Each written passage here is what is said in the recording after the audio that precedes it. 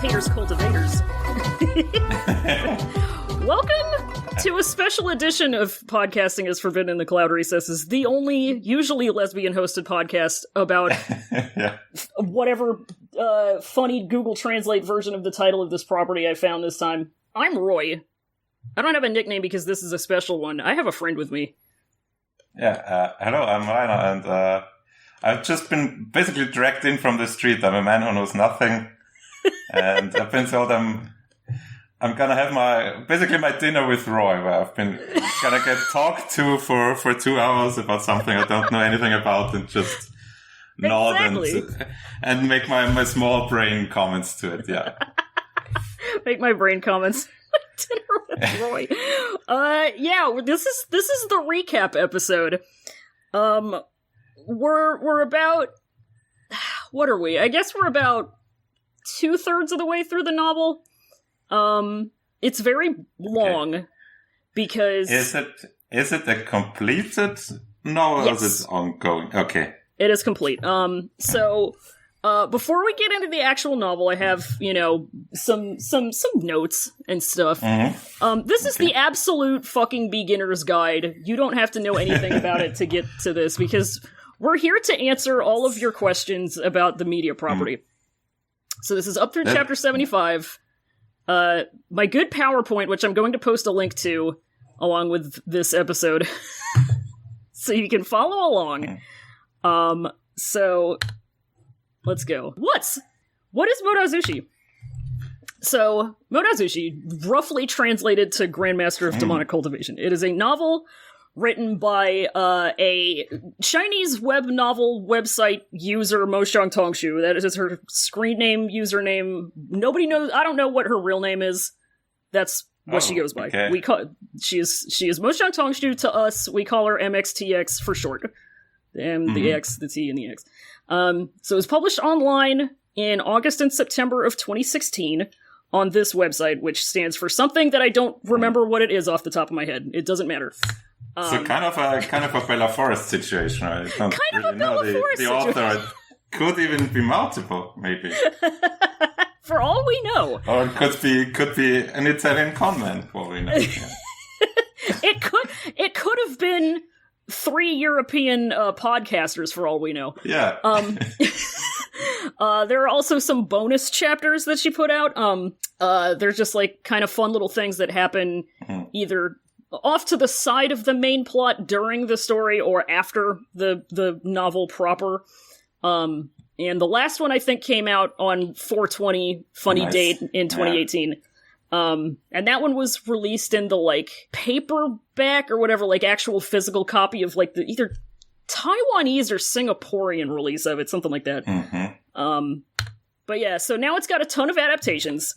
It's got an animated series, which I really like, and we already talked about that at the beginning of the podcast. It's got a live action series, which is what made it very popular. I have seen screen caps of that, yeah. Yep, famously on Netflix. Okay. There are 2 audio dramas. There's one in Chinese and one in Japanese. There is a comic, and it is going to be getting a mobile game, so we love to get into the gacha, microtransaction business. Gotta make that microtransaction money. You gotta make the microtransaction money. Money pequeño. Yeah.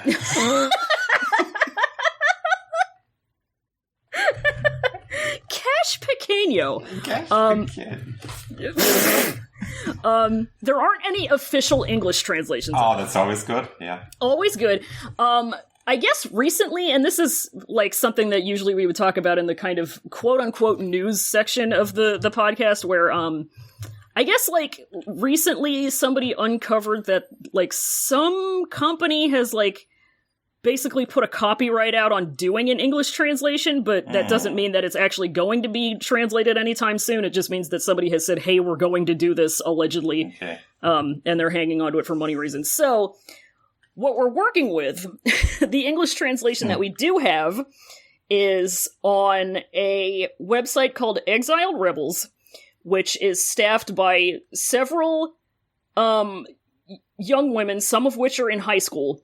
And they just do translations of these types of novels. It's don't go there. It's kind of makes you uncomfortable sometimes, but I have collected everything into some PDFs, so all right. Pretty good. But it's a decent translation.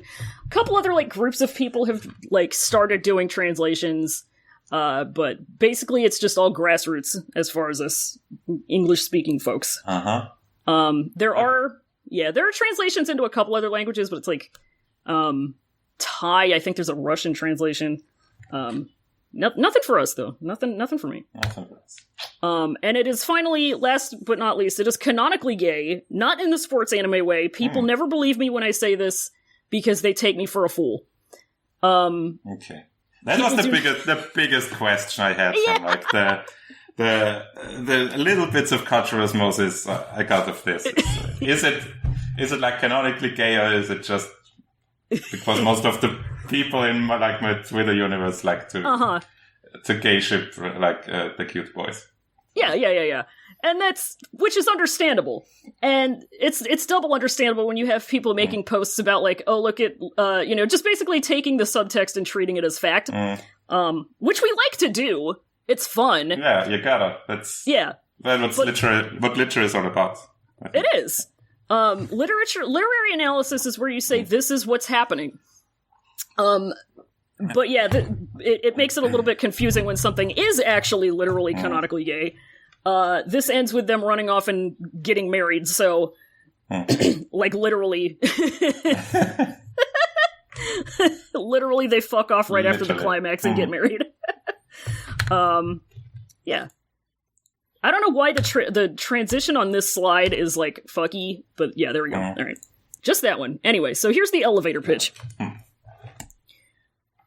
So our friend George R.R. Martin. George R.R. Martin writes Avatar: The Last Airbender, but it's gay now. Specifically, it is the story of the twink who invented necromancy and the upstanding nerd he annoyed into falling in love with him. On accident, I should clarify.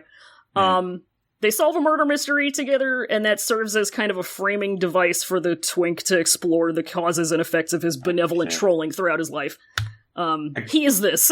He's this, okay. He's this. Gotta say, this sounds like laser targeted elevator pitch for just the Pigot family. I gotta say, listen, people do not listen to me. Yeah. People will say, Roy, you have good taste in things, and then they won't take my word on this. But yeah. So three more things before we get actually into it. So first of all, so here's what I already did the translation. But what is cultivation? What is a cultivator? Gotta know what a cultivator is. Be our cultivators, be our motivators. Yeah. Cultivators be cultivating. An idiot would say it's a D&D cleric, but for Taoism, and I'm the idiot. Okay.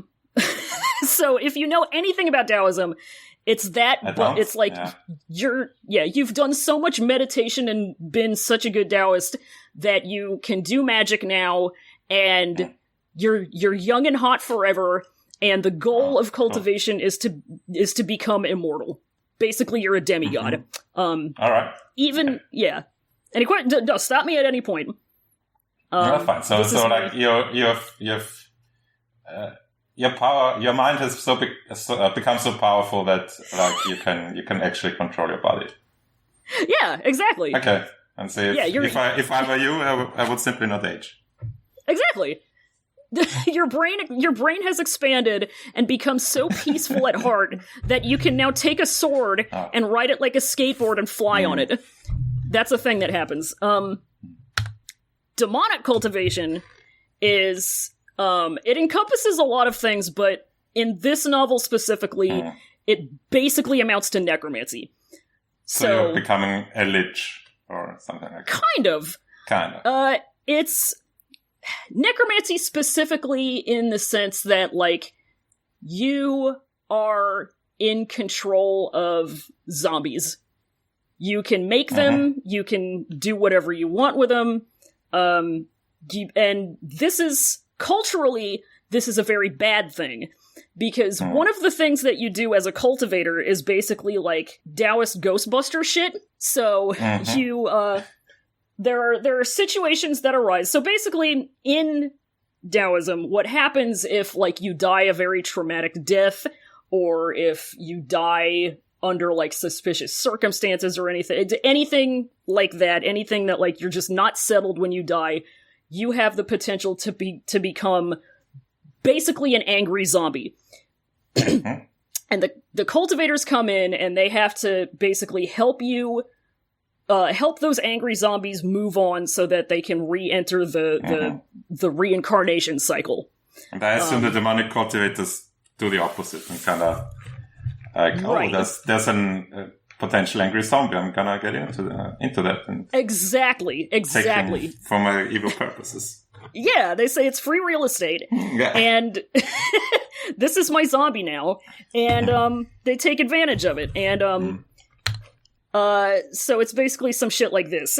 This is him in the live action, by the way. Yeah, I've seen this man. Yeah, yeah, that's him, famously. That's our friend Wei Wuxian, but we'll get to him in a second. So second, so character names take some getting used to, and I know this was a thing that you had brought up. I have an entire slide about it next. Yeah. I said that I'm already very bad with remembering character names, and like when I get into a new media property, that's like the biggest issue I always have, that it takes me ages to remember the character names. So if this is especially difficult here, great. Yeah. I'm gonna help you as best I can. So characters in this have like, obviously they'll have at least one name, but they have several names. So they have these three things that are like the three main ways that we'll be referring to most of them. So there's your baby name, which is, I'll explain that later. Yeah, but these aren't the official names, but this is the easiest way to understand it. So your baby name, your public name, and then your initials. And then you have your title, which is your clout name, and then you have whatever stupid thing we call you on the podcast. Okay. And then there's going to be some terminology. I'll just get to that whenever it comes up. Eventually, this slideshow gets very stupid, so there's not going to be a whole lot of terminology after like the fourth slide. Whatever. So let's talk about names real quick. Obviously, you gotta have a name. You gotta. Sure. Right? Yeah. What else? How are people gonna call you? Yeah. Exactly. Yeah. Yeah. I mean, of course. That's why we invented them. Yeah, you know? It's convenient. Otherwise, I'd be calling everybody Homeboy, and that's not going to do anybody any good. So since this is Chinese, you got your family name first. Yeah. So your last name first. Yeah, that order. So you have your given name / baby name. So this is usually just one syllable. And this is the name that's given to you by your parents, and only people who were, like, really close to you or people who are, like, above you in status can use. If people are unfamiliar with you or are of lower status than you and they use your given name, it's, like, very disrespectful. But the easiest way to recognize a given name is that it's one syllable. Then you have your courtesy name, which is your public name. That's the name that you are referred to most of the time. It's usually 2 syllables. You don't get a courtesy name in this universe until you turn 15. Usually there's one like it'll already be decided for you, like even before you're born, but you don't get to start using it until you're 15. So until you're 15, you're basically below or same status as everyone. There's no one below. Yeah, you're just baby. You're just baby. Okay. Yeah. But yeah, so your courtesy name, you get your courtesy name, and it's usually 2 syllables, and anybody who's like basically anybody who's providing you the slightest ounce of respect outside of your immediate family will refer to you as your courtesy name. But this is also given to you, or do you choose it, or something in between? It varies. Usually it's given to you ahead of time, but in some cases you pick it on your own, and that's just due to, like, circumstances.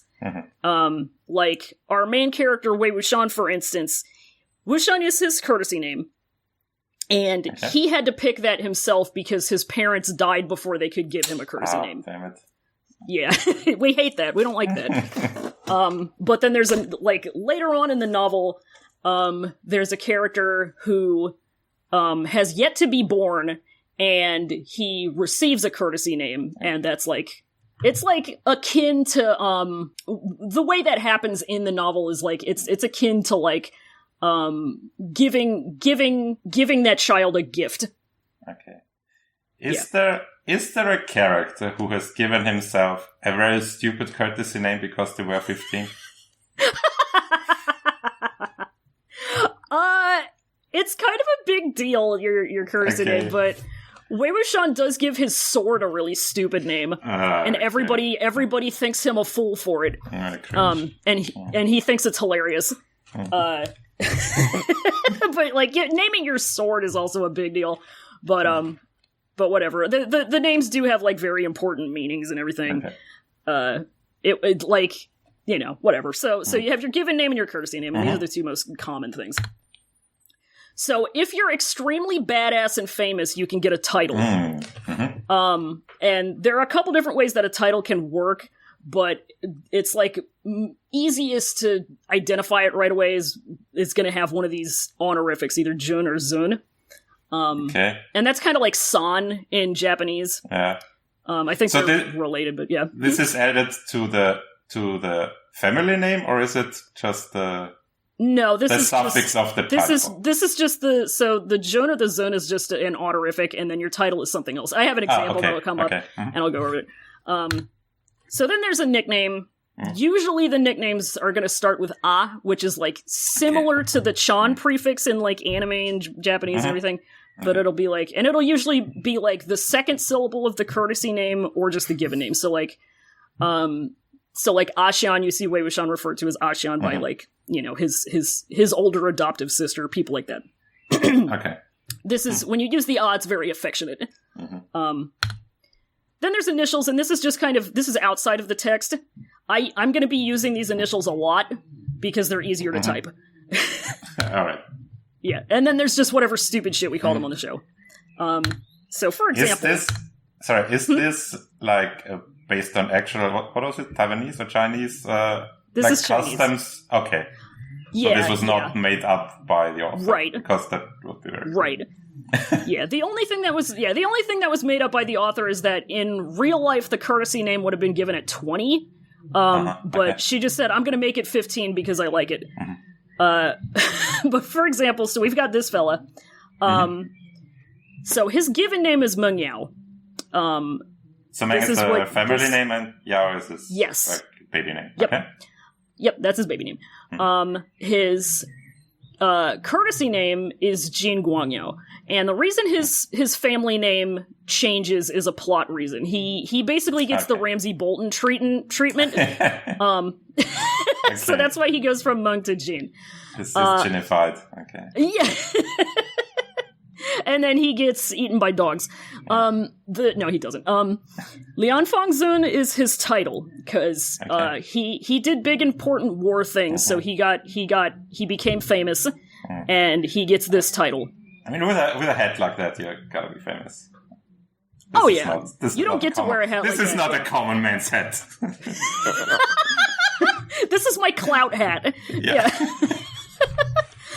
His initials are we just refer to him as JGY. Those are his initials. Yep. So Jin Guang Yao. Ayao is his little nickname that some people will call him when they're... Cause he is a Hmong pequeño. He is very small. Like, you can tell by the shape of his hat and his hair here that he's kind of a Hmong. And he is pequeño. So, he is Ayao. Outside of the canon, the author and like fans like to call him Yao Mei, which basically means little sister Yao, and that's a whole joke. That'll make more sense in context. But then on the show, we just call him Jiggy. He's just Jiggy, and that just comes from his initials. Yeah, yeah. So he's just Jiggy to me. Yeah, but that's him. Is that the Yao is both in his given and his courtesy name? Is that a coincidence, or is that how you do it usually? That's his own thing. So, oh god, I'll get to this. Remind me about the Yao thing when we get to, like, chapter 47 or so. It'll be a while, but I will get to it, because that's a whole thing. He gets the Ramsay Bolton treatment, but it's like if Roose Bolton fucking hated Ramsay and didn't want to do it. So, yeah. But he had to for dignity reasons. So, yeah. So there's that. Do it to him. Okay. Had to do it to him. Lastable. Here's how I'm organizing this. So the novel is divided into arcs, and these are just like clumps of chapters with a title. So it'll be like one arc is called like one of the first arcs is called Arrogance, and that's divided into a few parts. So it'll be like Arrogance 1, Arrogance 2, Arrogance 3, so on and so forth. So it's divided into arcs, so I'm just dividing this into arcs. Just because it's easier for me to look through my notes. The novel is also, like, half of it is flashbacks. It's very Jay's Lowish. This reminds me at a time, so it's very, it's very flashbacks. It goes back and forth between flashbacks. Sometimes there are flashbacks within flashbacks. Ah, great. Don't worry about it, though, because what I'm gonna do is that when a section is a flashback, I'll just make the slide background pink. So that'll remind both you and me that we're going to do a flashback. Because it happens a lot. Just like Memento. Just like Memento. There's actually zero difference. Yeah. So, let's read this fucking thing. So, we got our first arc here. I'm combining these because the reincarnation arc is like one chapter, I think. Yeah. So, prologue and the reincarnation arc. Yeah. So, prologue. This is our protagonist. This is Wei Wuxian. Like I said, Wuxian is his courtesy name. Wei Ying, that is his given name. Yiling Patriarch is his title that he will get eventually. And we'll get to that when we get to it, but this is him. He's playing in the dirt because he loves to do that. He does that all of the time. He is always dirty. He's gross. He's dead. To eat the dirt because it's doing the tasty. He's having a good time. In this picture in particular, he has just punched somebody, and his adoptive dad is having a parent-teacher conference, and meanwhile, he's waiting for that to happen, and he's in the dirt playing with an anthill. So, yeah. But he's dead. Already at this point. Yeah. Okay. Yeah. He is dead. Everybody loves it. Everybody is so happy that this nasty little dirt boy is dead. Just like Moritz, yeah. Yeah, just like... He does... This is kind of the story of him going from Dennis the Menace to Max and Moritz at the same time. He really kind of is. More on the prologue. So I explained how necromancy and demonic cultivation are bad. Kind of a given, yeah, okay. Yeah. Zombies are basically WMDs. The more powerful a zombie is, obviously the more destructive it's going to be. And the more powerful it is, the harder it is to control. And, so it's always risky controlling a zombie because they can have a lot of whatever. It's just, they're just difficult to control. So they immediately become WMDs. I mean, I was going to ask, like, what is like the goal of the necromancers? Why do they get us zombies? Like, just because they like it, or are they like, do they have like political motives, or are they just Joker and want to see the world burn? Well, so it basically nobody in this novel, nobody has done necromancy in any successful capacity until Wei Wuxian starts doing it. And he starts doing it out of necessity during a war. There are very big circumstances that lead him to having to do it. But like before he started having to do it, he was kind of already being like, why can't we take their angry energy and do something with it. And everybody said, don't even think about doing that. That's evil. Stop it. We hate you. So that's kind of what's going on. I mean, there is another character who does it because he's the Joker, but we'll get to him. So we're still in the prologue. Everybody says that this guy Zhang Cheng killed him, and Zhang Cheng is Wei Wuxian's shidi, which is basically his adoptive brother. Yeah, your younger martial brother, a guy who belongs to the same, like, it can mean, like, anything from, like, you know, a martial arts studio to, like, a school or just anything where you're, like, learning alongside each other in some capacity. They're basically the same age, but everybody says that he's the one who killed Wei Wuxian. Nobody was actually there, though, so who's to say? Haters will say that Wei Wuxian is an ingrate, because... So, Wei Wuxian, his backstory is that his dad was a servant of Zhang Cheng's dad. And Zhang Cheng's dad is the leader of the Zhang sect. Hey, Roy, what's a sect? Yeah. So a sect is basically... I was gonna ask this, yeah. Yeah, we're all asking this. A sect is a group of cultivators under... they all gather in one place. Basically, they have like a city or whatever base of operations, and they have one guy who leads them, and they're basically led by a family, and that's hereditary. And they can just bring people in, and they, help them study and improve their cultivation and learn how to do cultivator stuff. Just kind of like give them a community and also give them, a way to be cultivators. Okay, so sect is kind of a bad translation because it has the negative connotation. And which it actually shouldn't have in this universe. Yeah. It's, they also refer to them as clans sometimes. Okay. But they're kind of, I use sect because that's what I heard first. But yeah, so Wei Wuxian's dad was Zhang Cheng's dad's servant. And, Zhang Cheng's dad had like this weird relationship with Wei Wuxian's dad and also Wei Wuxian's mom. And, they went off and mom and dad Wei died. And they went off and then they died. And so Zhang Cheng's dad said, well, I know they have a little boy. It would be wrong to just leave him, hanging. Let me go find the little boy. So he went out and he found little baby Wei Wuxian and he brought him back and he brought him into the Zhang sect and he raised him basically alongside his family, which, with somebody who is, like, by way of inheritance, a servant, they refer to Wei Wuxian a lot as the son of a servant.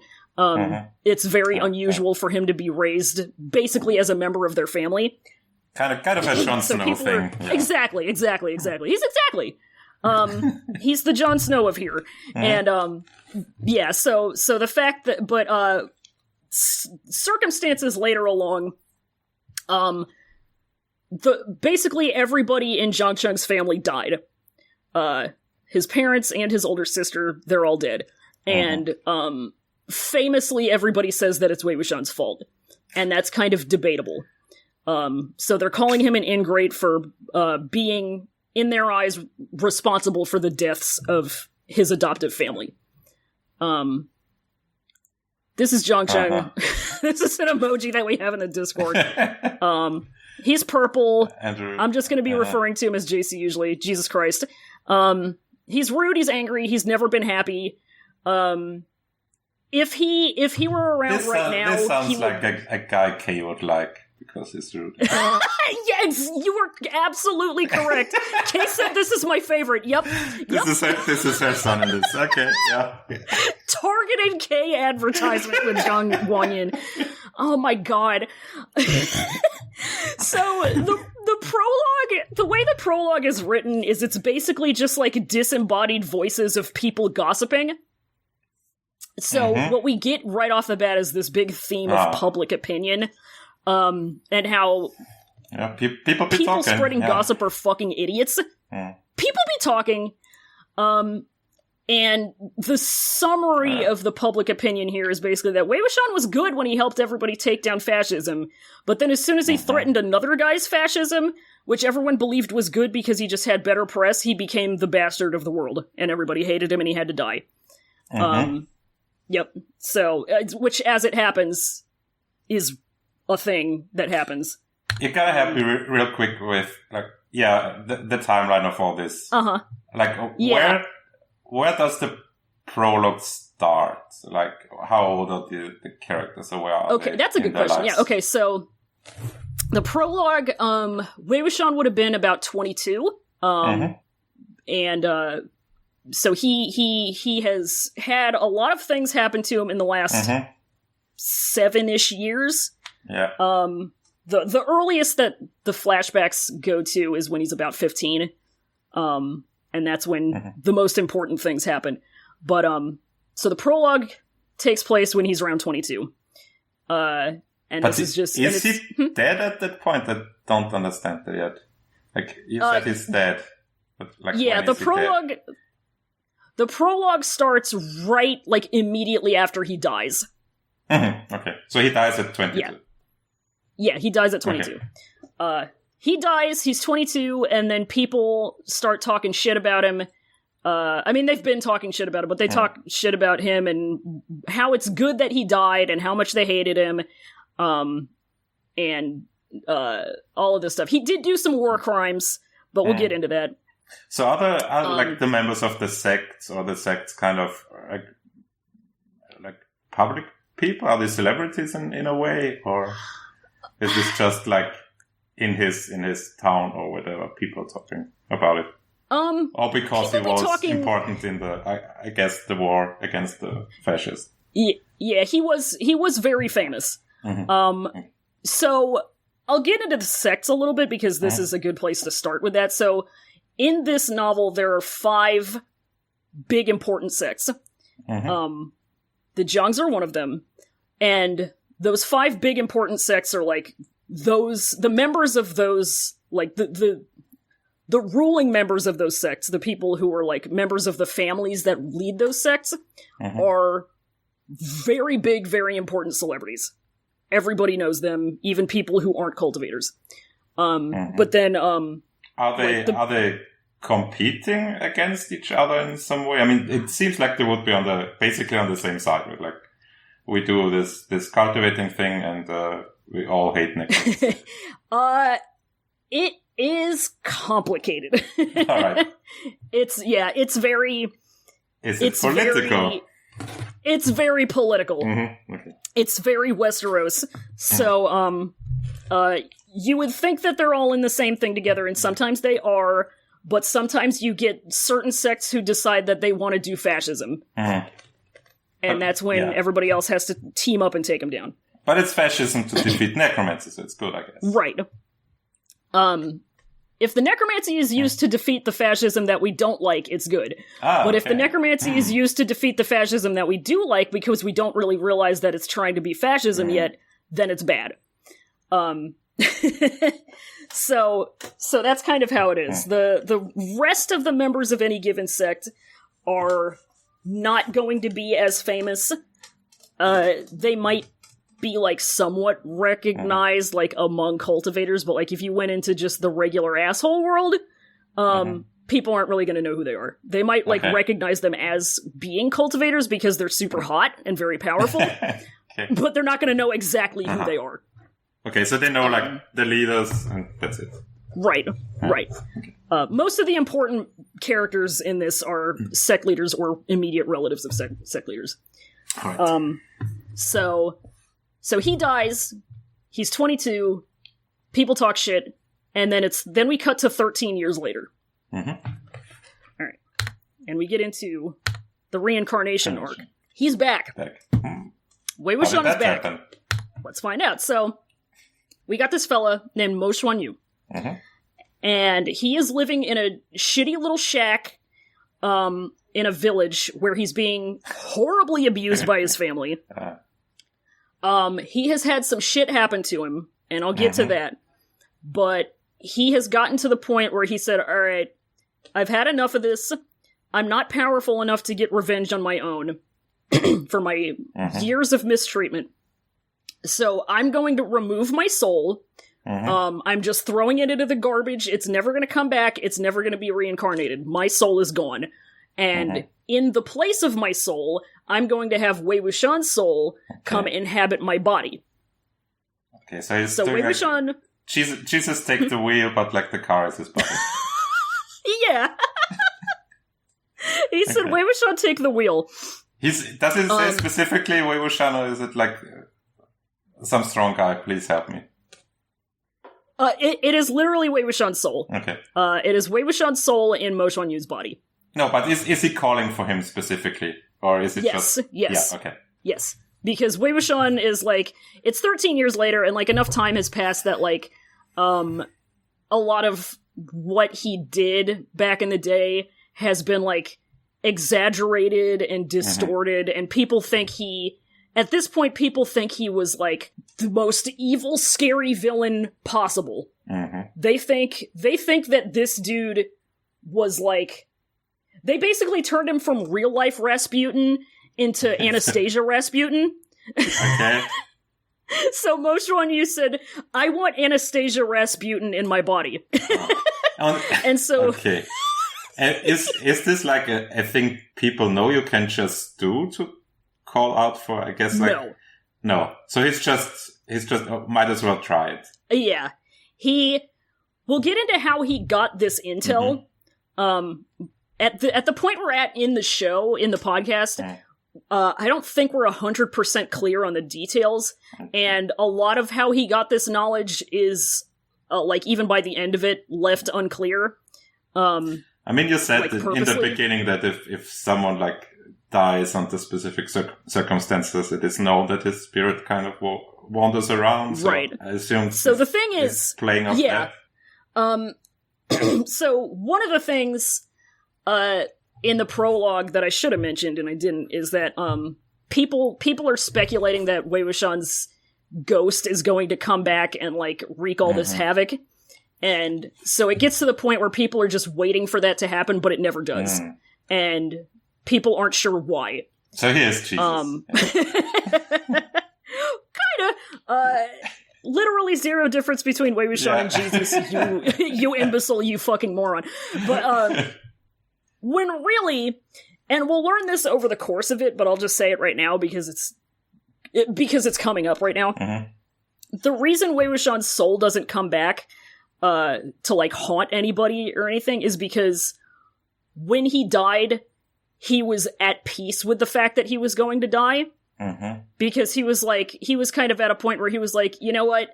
I fucked up so much and I've made so much bad shit happen that I deserve to die. I'm fine with this. And because he was fine with it, his soul wasn't going to come back and haunt anybody. It was basically just waiting around, waiting to be, like, reincarnated on its own. But then Mo Xuanyu said, give me some of that Wei Wuxian juice, and here he is. All right. So he wakes up in this shitty little shack in Mo Xuanyu's body, and he's like, he takes, for about 4 seconds, he's like, what the fuck is going on? And he kind of looks around this shitty little shack and, looks at everything that's going on, and he pieces some stuff together. Mo Xuanyu's cousin comes in and abuses him. His life is very bad. Yeah. As we learn this. So, what we learn is that he was another, illegitimate son of a sect leader. And we don't learn it right away, but he is the illegitimate son, one of many illegitimate children of the leader of the Jin sect. And when Mo Xuanyu was about... Jin, I've heard that name before. Yeah, we've heard that name. It's odd. He doesn't have the Jin last name because he's got his mom's last name because he was never legitimized, whatever. So the Jin sect is really, really rich. And this particular sect leader, Jin, is the worst character in this entire novel. He's fucking awful, reprehensible. He's the Tywin. He's the Tywin. He's fucking awful. But he's not even Tywin in that, like, when you watch Tywin, you kind of like it. this guy, you fucking hate to see it. Every second that he's on the page, I want to fight him. He's Randall Tarley then, okay. Yeah. Yeah, that's more like it. So when Moshon Yu was about 10, I think he actually got taken into the Jin sect. And he was gonna be, provided with all of this, cultivator training and everything, and it was gonna be a big deal. But then there was a scandal, and it outed him as a gay. Oh no. Yeah. And that along with some other things, like him being accused of doing some demonic cultivation. But mostly the gay. Yeah. Mostly the gay. And there's more to it than just he's gay, but we'll get to that. So he got kicked out and he got sent back to his mom's family. His mom died, and now he's living in this crap shack on the property and being abused. And that kind of did some very, very bad things to his mental health, as you can imagine. So everybody says that he's crazy. Everybody is saying Moshon Yu is crazy. And as soon as Wei Wuxian finds this out, he starts doing some shit. But, so his cousin comes in, kicks the shit out of him, and Wei Wuxian looks at all of this stuff and says, wow, your life sure did suck, dude, rip. You don't really need to know what Moshon Yu looks like, because in every adaptation, he just ends up looking like Wei Wuxian. Okay. But just know that until chapter, I think, 51, everybody thinks that Wei Wuxian is Moshon Yu. I'm going to be referring to him as Wei Wuxian, but they think he's... Yeah. Okay. Yeah. So the adaptions just don't care that, like, everyone should be like, who's that guy? That's not the same guy. Right. Like, so the way the author has explained it is that, like, the way the soul thing works is that over time, Moshon Yu's body starts to look more like Wei Wuxian's body, because it's, like, kind of Wei Wuxian's soul taking over it. At first, he doesn't look quite as similar. He's, like, shorter, he's skinnier, he just looks, I don't know, but eventually he starts looking... But it's gradual enough that people don't recognize. Right. So then we get into the aggression arc, where he goes full troll mode. I have, like, a little tiny summary here, and then I'll get into the details of each one. So, so he runs afoul of some little boys. He gets into some antics involving a zombie arm. He almost runs into the nerd he used to bully, except the nerd is, like, big and hot, and then Wei Wuxian steals a donkey and fucks off. Okay, that's the definition of aggressive, yeah. So he realizes that everybody thinks Moshon Yu is crazy, and he says, I'm gonna go nutty with it. So he takes full advantage of that. Yeah. Might as well, yeah. He says, might as well. So he goes around and he just causes some trouble. He just makes a scene everywhere. So he goes into, like, the main hall, and there are some boys from the Lan sect from Gusu, and they're here to do some Ghostbuster shit. So Gusu is a place? Yeah. Okay. All the sects are referred to as, like, place family name sect. Okay. So yeah, the Lan sect from Gusu. It's some boys. They're like teenagers. They're here. They're gonna handle some, like, low level. There's been, like, sightings of zombies or ghosts or something. I can't remember. But they're here to take care of that, and they just sent. Okay. Right. Yeah. Yeah. They're here on a mission to level up. Which is what they do. They send out the teenagers to level up and practice and whatever on, like, lower level missions like this. So they're here and they're just talking to, like, the owners of the house or whatever to, figure out what's going on and what they need to do. Sorry, are there zombies just running around sometimes, or does it always have to be a necromancer who raises them? Or no, they just happen sometimes. Okay. If somebody's murdered, their zombie corpse, their angry zombie corpse will just come back and run amok until they're dealt with. Yeah. But they don't really come out during the daytime unless it's like unusual circumstances, but whatever. Classic zombie. Classic zombie shit. So some lawn boys are here, and Wei Wuxian runs in. They're having a lawn party. And yeah, he runs in and makes a scene, and he accuses his cousin who had come in and kicked him of stealing something from him. And the cousin's like, no, I didn't, you're making stuff up, and, of course nobody believes crazy boy. So, but he makes this big scene in front of the lawn boys, and everybody's mad about it. And he says something to the cousin along the lines of, like, I'll cut your hand off, in retribution for stealing my shit. Okay. Keep that in mind. Mm-hmm. So, he just kind of gets dragged off, whatever, he wanders away. And, later on, he's just kind of surveying while all the lawn boys are setting up and getting ready for, the zombies to come around. And Wei Wuxian's looking at all their stuff that they're using, and it's a lot of shit that he invented. And like techniques and contraptions and whatnot, and he's looking at him and he's like, okay, I see how it is. You're not good enough to say anything good about me, but you can use my stuff. All right, okay, cool. Okay, so he was a very good zombie fighter. He was very good at it. He was very, very good at it. Yeah. He knew a lot about just kind of dealing with zombies in general. So then that night, a bunch of zombie shit pops off. I'm not going to get into the specifics because it doesn't really matter. But basically the entire rest of the Mo family dies. Oh. And, they were shitheads. Yeah, they were shitheads. And they all die specifically because there's a rude, spooky arm. There's like the Addams Family. Just like the Addams Family, there's a rude, spooky arm. So there's this dismembered zombie arm, and it keeps, what it does is it'll, like, replace a person's arm with itself. And it's this big, beefy, huge, like, and, that's how they notice that it's, this zombie arm, because it obviously doesn't fit on some people. Like, at first they think that Wei Wuxian is behind it. Wei Wuxian / Mo Xuanyu is behind it because, he had said the thing about I'll cut your hand off, and, like, one of the first people to die is the cousin, and he dies with his arm missing. So they assume it's him. But, long story short, it's this rude, spooky arm, and it turns out that the rude, spooky arm is extremely powerful. It's really strong, and it's really mad.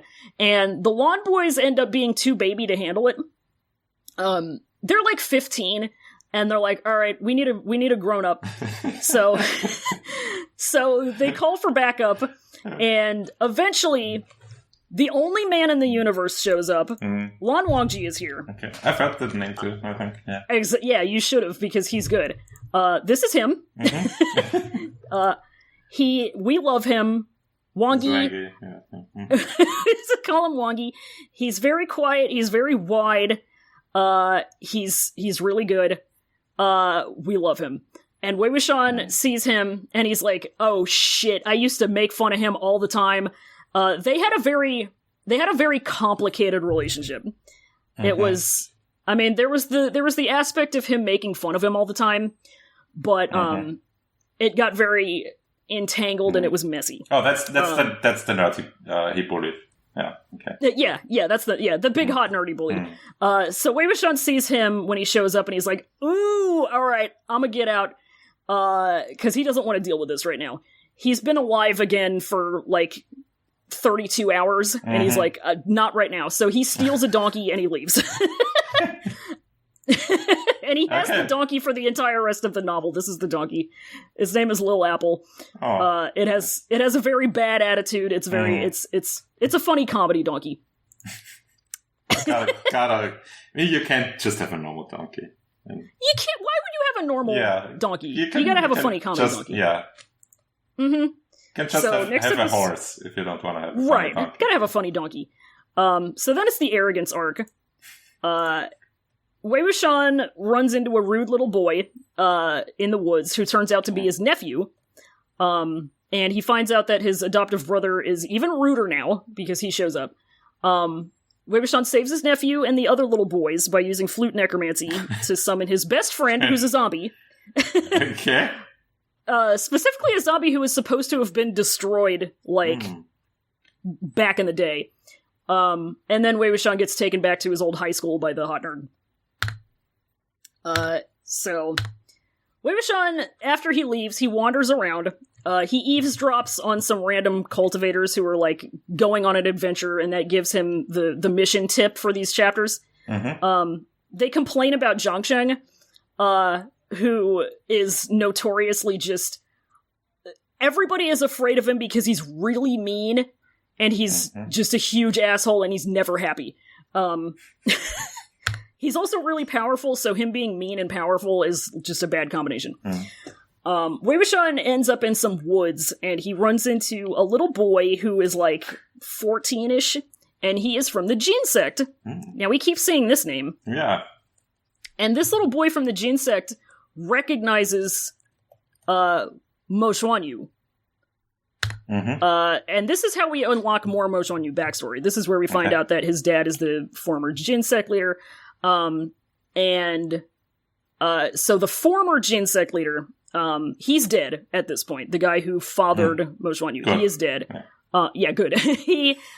This former Jin sect leader is the rude little boy's grandpa. And we find out a little bit more. We just unlocked backstory that I kind of already went over. But I went over it back there because it was easier. But we find out that the rude little boy his name is Jin Liang, and he is Zhangsheng's biological nephew, which makes him Wei Wuxian's, like, adoptive nephew. He is the son, he is the son of Zhangsheng's sister. And she had been married to basically Mo Xuanyu's half-brother, who was the legitimate heir to the Jin sect. So that's who this rude little boy is. He's just kind of... Do they always, like, marry people within the sect? Sometimes. I mean, it's basically, it's a lot of political marriages. But, so, where was I? So he's just kind of this bratty, rude, spoiled child. He has a lot of trauma, but we'll figure that out. And then, so the order of events here is that Wei Wuxian he's being trollface, and Jin Liang is being rude, and Wei Wuxian says something like, "Oh, didn't you have a mom to teach you manners?" And then Jin Liang, obviously he hasn't, because his mom has been dead since he was a little tiny baby. And so he runs out to attack Wei Wuxian. Wei Wuxian kind of sidesteps him and then incapacitates him, and then Jin Liang starts being like, "Wait till my uncle hears about this!" And then Wei Wuxian is like, "Well, who's your uncle? Why not your dad?" And then Zhangsheng steps out and says, "I'm his fucking uncle. What are you gonna do about it, bitch?" And he is so mad. He has a vendetta. He has put out a fatwa against all demonic cultivators and anybody, like, basically even thinking about doing demonic cultivation. Because at this point, in his eyes, Wei Wuxian is responsible for everybody in his family, save for this rude little boy being dead. This rude little boy is Zhangsheng's only relative who's alive. So he sees his rude little nephew being incapacitated by who he thinks is Mo Xuanyu, and he is very mad because, like I mentioned briefly, one of the things that got Mo Xuanyu kicked out of the Jin sect is that it was alleged that he was doing demonic shit. And so, knowing that, Zhangsheng is like, "Oh, now's my chance. I get to kill this boy." So, you know, he's trying to kill him for being mean to his rude nephew. And then Lan Wangji shows up. He's back. He's always showing up. Yeah. He can't. That's his favorite thing to do. That's constantly people. Yeah, people are saying about him that he appears where the trouble is, and that's it's also the reason why he has the title that he has. So his title, his badass, his clout name is Han Guangjun, which means the light-bringing lord. So he shows up where the bad things are happening, and he is, you know, strong enough and a good boy enough that he is able to take care of things pretty often. So he shows up with his own little boys, And these are their names. And I have all the boys on the next slide. Jin Liang has all this, like, really expensive equipment that he's using, and Lan Wangji destroys all of it. And that makes Jiang Cheng mad. And then they almost fight, but they don't. And then Jiang Cheng and Jin Liang leave, because they're just like, fuck this, I don't want to deal with Lan Wangji right now, whatever. Okay.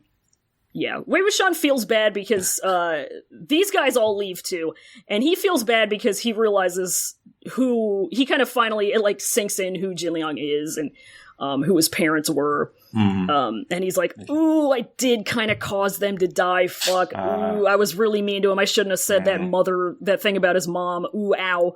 And then he's wandering around and he runs into a ghost, which is a bad sign. And I'll pick up with that in a second. I couldn't fit the little boys on the last slide, so here's them. This is Sishui, this is Jingyi, and this is Jin Liang. So Sishui is a good and responsible boy. Jingyi is distinguished by his normal things, yeah. Really helps. Really helps. Yeah. Jingyi is the human equivalent of going watch this and then trying to do a sick ollie and wiping out. He's got anime bangs. And then Jin Liang has a little dog named Fairy. You won't meet Fairy for a little bit, but Fairy is good.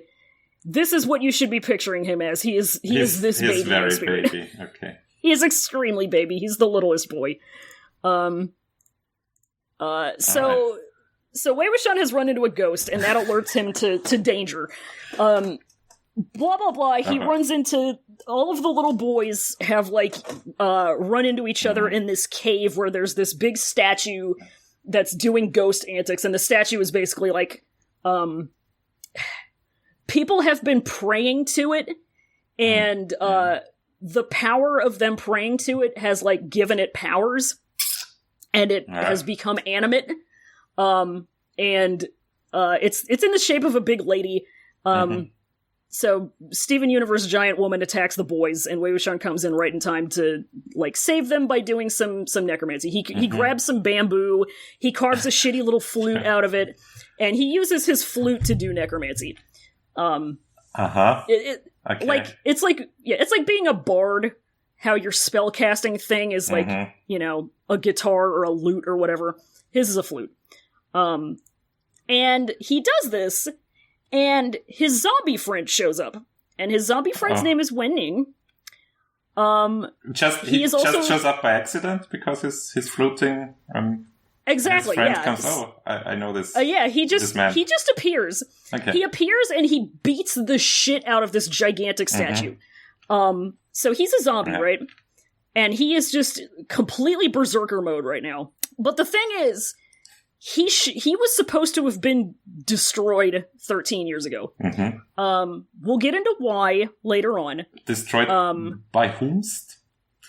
Destroyed by the Jin sect. Okay. We'll get into all that. But he's supposed to not be around.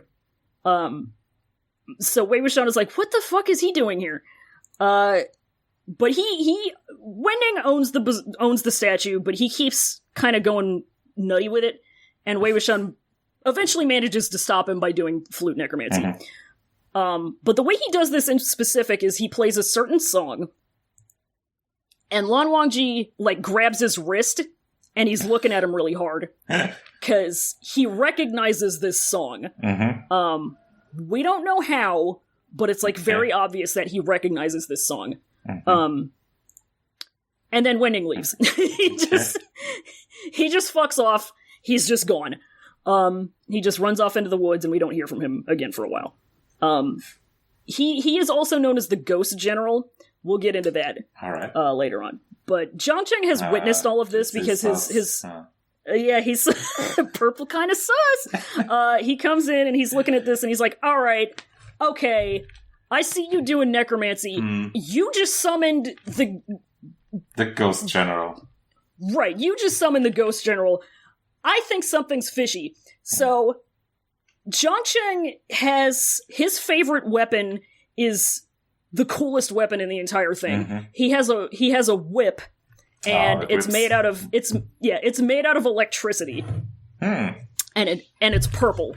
And one of the things that it can do is that if you whip somebody with it in like with like a specific intention behind it, it can detect that a person has been possessed by like some kind of evil spirit. So he thinks that's what's going on. So he whips Mo Xuan Yu, who he thinks is Mo Xuan Yu, and nothing happens. But nothing happens. So weird. Yeah, so everybody's like, happen. Yeah, so everybody's like, all right, and Zhang Cheng is like, all right, I got my eye on you. I'm letting you off for now, but I got my eye on you. Don't do it again. Don't do it. I'm watching you. Better not let me find out. And the reason it doesn't do anything is that the ritual that Mo Xuan Yu had performed had willingly called Wei Wuxian's soul into his body. So technically it's not possession then. Okay. Right, exactly. It basically Mo Xuan Yu basically gave Wei Wuxian the title to his body. So he's legally the owner of it now. So Zhang Cheng takes his rude little nephew and leaves. We get a little bit more backstory. Just kind of more of the same stuff. Wei Wuxian becomes benevolent troll face. Right before Zhang Cheng leaves, because Zhang Cheng is like, well, what are you gonna, because Lan Wangji is like, all right, Zhang Cheng, don't worry about this, I got this, and Zhang Cheng's like, how, motherfucker? And Wei Wuxian is like right up next to Lan Wangji, and he's still like being a troll and playing that he's nutty with it, being Mo Xuan Yu, and he's taking advantage of Mo Xuan Yu being diagnosed homosexual, and so he's like, you don't have to worry about me, Zhang Cheng. You're not my type. Han Guangjun is. And he thinks that's gonna make Lan Wangji, like, get grossed out and leave. Little does he know. Little does he know. Because immediately Lan Wangji says, bet. And he says, I'm taking this man home with me. And Wei Wuxian says, here's Wen Ning, by the way, as the Ghost General. He's a very nice boy. Even though he looks like a Nathan Explosion murder zombie right now. We love him. So Lan Wangji is taking Wei Wuxian back to his house, which is the Cloud Recesses, which we know from the podcast title. Okay. Yeah. So next is the refinement arc. Why do you hurt the devil? Highfalutin. So the refinement arc, we get a little bit before we go into this flashback, but most of this arc is Wei Wuxian's big epic flashback to when he was 15 and going to magic school, where he trolled Lan Wangji into falling in love with him on accident, and then got expelled for punching a guy who was talking shit about his adoptive sister. Does he do? Okay. Yeah.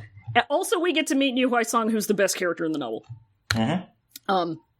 So refinement arc starts with them like getting to the Cloud Recesses. Wei Wuxian hates this because the Cloud Recesses and the Lan sect in general is known for having a ton of rules. It's got last time Wei Wuxian checked, it had 3,000 rules, and they're all carved on this big stone wall.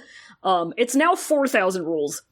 There are a lot of them that deal directly with him and like mention him by name because he's such a nuisance. Then it's like in the NFL, there are a lot of rules that are named after players, and he has like 5,000. He has like a few hundred of them. Okay. Yep, exactly. He found all the holes in the rule book and exploited them. Exactly. They were, all right, US, so we gotta put another one in. Yep, they had to close so many loopholes because... No, you can't put glue on your hands to catch the ball, but... God, literally. And he hates rules famously because he's troll-faced, so he doesn't want to be here. He wants to go out and just kind of fuck around and do whatever. He doesn't know, he's alive. He doesn't know what he wants to do with being alive, but he doesn't want to be here. So he hates it. Is there a reason why it's called the Cloud Recesses? Is this like a special place? Or is it like high up on a mountain or something like that? It is high up on a mountain. Okay. It's very misty. It's hard to get to. Okay. It's named after like a poem, but it doesn't translate well, so it's the Cloud Recesses is the best way we can translate it. Lan Wangji takes him back up there. We meet Lan Wangji's brother, who is the sect leader, and his name is Lan Shichen. Wei Wuxian tries to escape, and he tries to escape a few times. First time he tries, he finds, like, a bunch of hidden objects that, like, have to do with him. He finds, like some jars of his favorite booze hidden under wonky floorboards. And he's like, why's he got this? And then he, like, they have this, they have, like, a cold spring. So it's like a hot spring, but it's cold.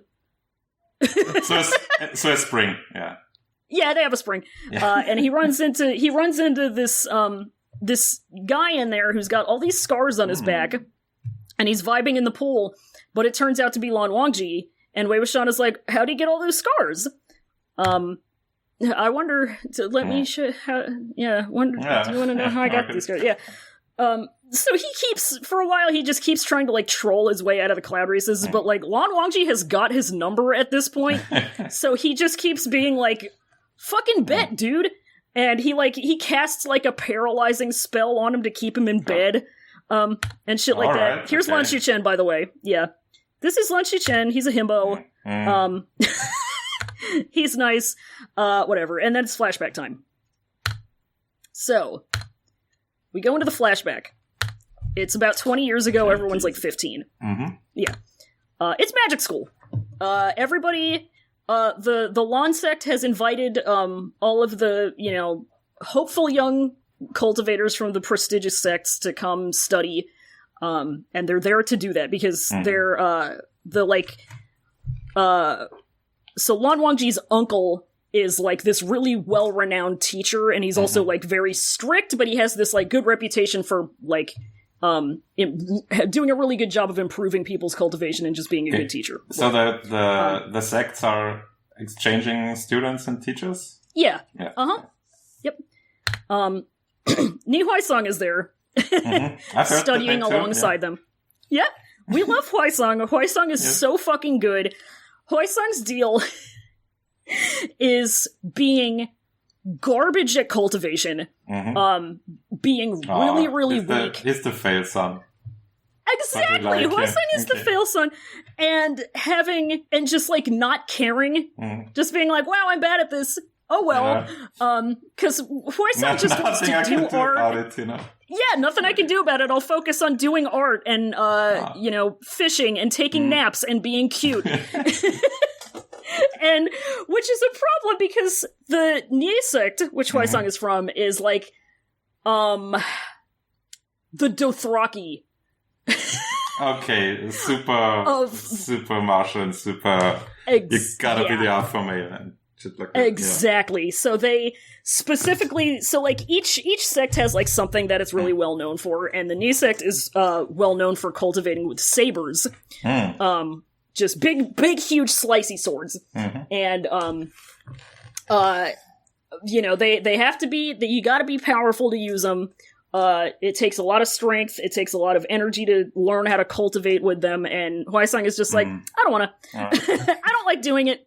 Whatever, I'm not good at it, I'm really weak, it's fine.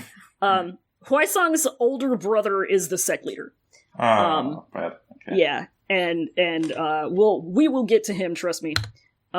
But whatever. So we meet Huaisong, and Huaisong is friends with Wei Wuxian and Zhang Cheng, because Zhang Cheng is there too. Wei Wuxian makes trouble and is annoying. Several chapters of this arc are just him being annoying and making trouble. He helps Huaisong cheat on a test, and that gives him detention, and Lan Wangji has to supervise the detention. And Lan Wangji is, like, the star student. Not just because he's the teacher's nephew, but also because he's legitimately very good. So these three are kind of like the troublesome students who are, like, getting up to all kinds of hijinks together. Yeah. It's like Wei Wuxian, and then, like, a really, really huge decline in order. Then it's Huaisong. Zhang Cheng just gets dragged into the antics, because, like, he hasn't suffered yet, but he's already, like, he's just angry. He's just kind of, he's just like that. He has a bad temper. He's the whatever. He's the skeptic. But Lan Wangji has to supervise Wei Wuxian doing detention. Lan Qiren, who's the teacher and Lan Wangji's uncle, writes a letter home to Zhang Fengmian, who is Zhang Cheng's dad, Wei Wuxian's adoptive dad. Okay. Yeah. Yeah. Lan Qiren writes him a letter and is like, why is he like this? I can't control him. He's fucking awful. This boy sucks and I can't stand him. And Zhang Fengmian just says, yeah. he just be like that. He's always been like this. It's Gotta fine. deal with it. Yeah. Yep. This is Huaisong. Oh, okay. We love a Huaisong. This is Zhang Fengmian. We don't like him as much. He's a failed dad. There's a couple of chapters about, so they get some time off. They get a day off to go into the little town outside of the Cloud Recesses, and they do some daytime aquatic Ghostbuster shit, whatever. There's a guy who's also in their class, and his name is Susha. I'm bringing him up now just so you can, keep him in mind. Okay. Just put a pin on him.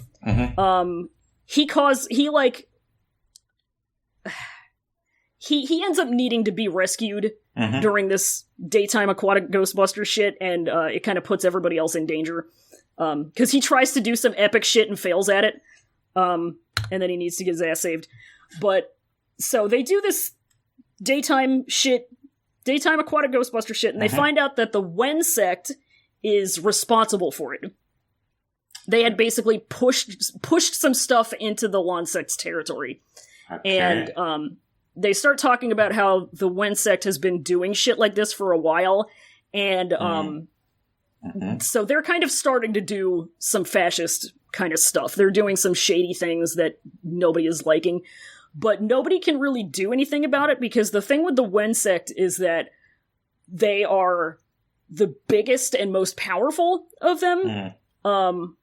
First off by numbers, and then also by stuff by area. Okay. They're just kind of too big for anybody to take on at this point. So they can just kind of get away with doing shit like this. Okay, so they are pushing to be like the one sect, I guess. Exactly. Yeah. Exactly. And then Benui, okay.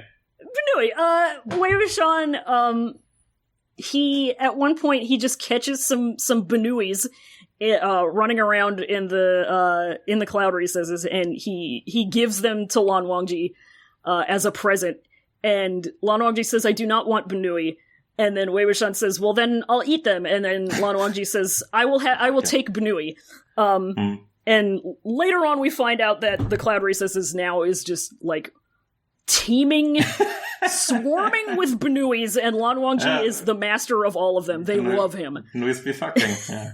Benuis be fucking. Lan Wangji is Benui master. He is the Benui man. But then the last thing that happens in this arc is that Wei Wuxian gets into a fight with Jin Zixuan, who is the legitimate heir to the Jin sect. He's also arranged to get married to Jiang Yanli, who is Zhang Cheng's sister, Wei Wuxian's adoptive sister. So they're in an arranged marriage, and Jin Zixuan doesn't like it because he thinks he's too good for her. And he starts kind of talking some crap about her one day when they're talking about girls. And Wei Wuxian doesn't like this, and he punches him. He's a feminist, yeah. Exactly, yeah, he's a feminist ally. And fighting, as we know, is forbidden in the Cloud Recesses along with everything else. And this is the last straw, and he gets expelled from Magic School. He has to go back to the Zhang's house. Dad comes and picks him up. Is talking shit about your fiancé not forbidden? There should have a rule about that. He gets in trouble, but he doesn't get expelled. Because he wasn't the one who threw any punches. But yeah, but the other thing that happens is that when Zhang Fengbian comes to pick him up, and then comes to pick Wei Wuxian up and then takes him back home, he talks to his wife, and he decides that he's gonna call off the arranged marriage. Because it was basically his wife's idea, because his wife is best friends with Jin Zixuan's mom, and they had made this agreement. And he's like, this isn't gonna work. Let's not force them into an arranged marriage. We had one and that's not working out, so let's not force them into it. So what happens to Jin Zixuan is, like, he gets a stern talking to, and then he gets this arranged marriage called off. Meanwhile, Wei Wuxian gets He gets what he wants, great, yeah.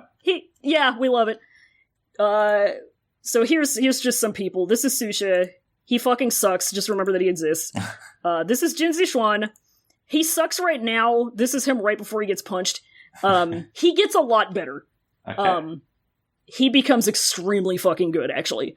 Right now he's not great. This is Zhang Yang. She doesn't show up in this chapter, but she's really good, so I just wanted to show her off. Yeah. The first female character. First female character. There's not a lot. Ooh, okay. Yeah. So the contentment arc. We're back in the present. Wei Wuxian and Lan Wangji follow the zombie arm that they got in the first few chapters. Okay. To a haunted Quonset hut where they have to rescue Jin Liang. So how does this happen? Let's find out. So there was the zombie arm. Okay. And what happened was that Lan Wangji, like, they weren't able to, like, completely defeat it, but they were able to calm it down enough that Lan Wangji, like, bagged it, and he brought it home, and they were going to work on, like, you know, figuring out what its deal is, and then basically exercising it once they were back in the Cloud Races. Okay, so like, more adults to deal with it. It's just the arm. It doesn't have to attach itself to someone to... Like, right. It's just the arm. Okay. Right. So Lan Wangji and, like, a few of the other Lan adults are dealing with this arm, and it's just going crazy. Wei Wuxian comes in, because he's just wandering around, and he comes in, and he and Lan Wangji do a duet. He's got his flute, and then Wangji has a guqin, which is, like, a big... It's kind of like a koto harp. Okay. It's a big stringed instrument. It's very big and it's very heavy, and he carries it around with him everywhere. Which is part of why he's so wide. Yeah. Yeah. But they do a cool duet, and that manages to calm the arm down enough that it just, like, it stops flailing all over the place, and then it just starts, like, pointing in a direction. And what that means is that that's the direction that the arm wants to go, for whatever reason, and the likely reason, due to cultivation reasons and Taoism reasons and stuff like that, is that it's pointing towards another one of its body parts. Oh, okay. So they're like, okay, so they need to find the rest of this body so that they can put it together and find out who it is and why it's so angry and so powerful, so that they can figure out how they can help it move on and stop being a menace to the public. I guess it sounds like a bad idea to, like, you're already having trouble controlling the arm alone. Do you really want to put together the whole zombie? No risk, no reward. Yeah. Yeah, I mean, you either put it all together and end it in one go, or you potentially have, like, 6 pieces of zombie all over the place, making trouble. So, you know, whatever. So it's pointing them in, like, vaguely north, and so that takes them to Qinghe, which is where the Nia sect is from. So they go there. They're in some random podunk town, and they run into Jin Liang, and he has his dog. We get some Wei Wuxian backstory. He's terrified of dogs. He completely shuts down when there's dogs. And that's because for a little while between, after his parents died and before he got picked up, and brought into the Jiang sect, he lived on the streets. And he had to fight dogs for food. Okay. And usually the dogs would win. That will do it to you. Yeah. Yeah, so he's got trauma fear of dogs. And Fairy is just this, like, very happy, nice little husky dog. But Wei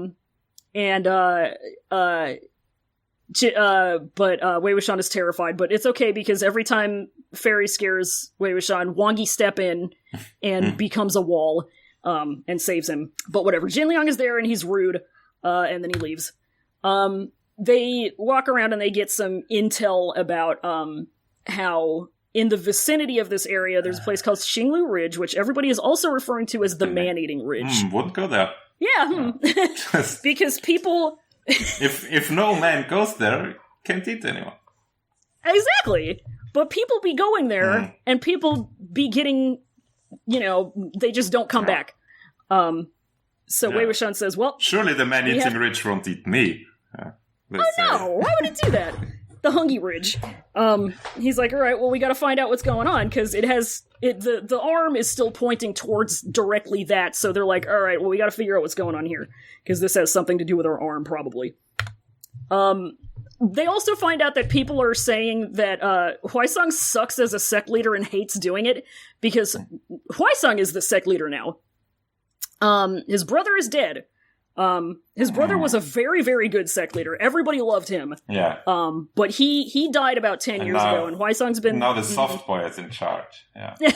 Yeah, and Huaisang hates doing it, is very bad at it. Everybody calls him the head shaker, because if you ask him a question, he just shakes his head and says, I don't know. Yeah. Just defers, will not answer questions. He doesn't know anything. Yeah. I'm bad at this. I'm telling everyone. Yeah.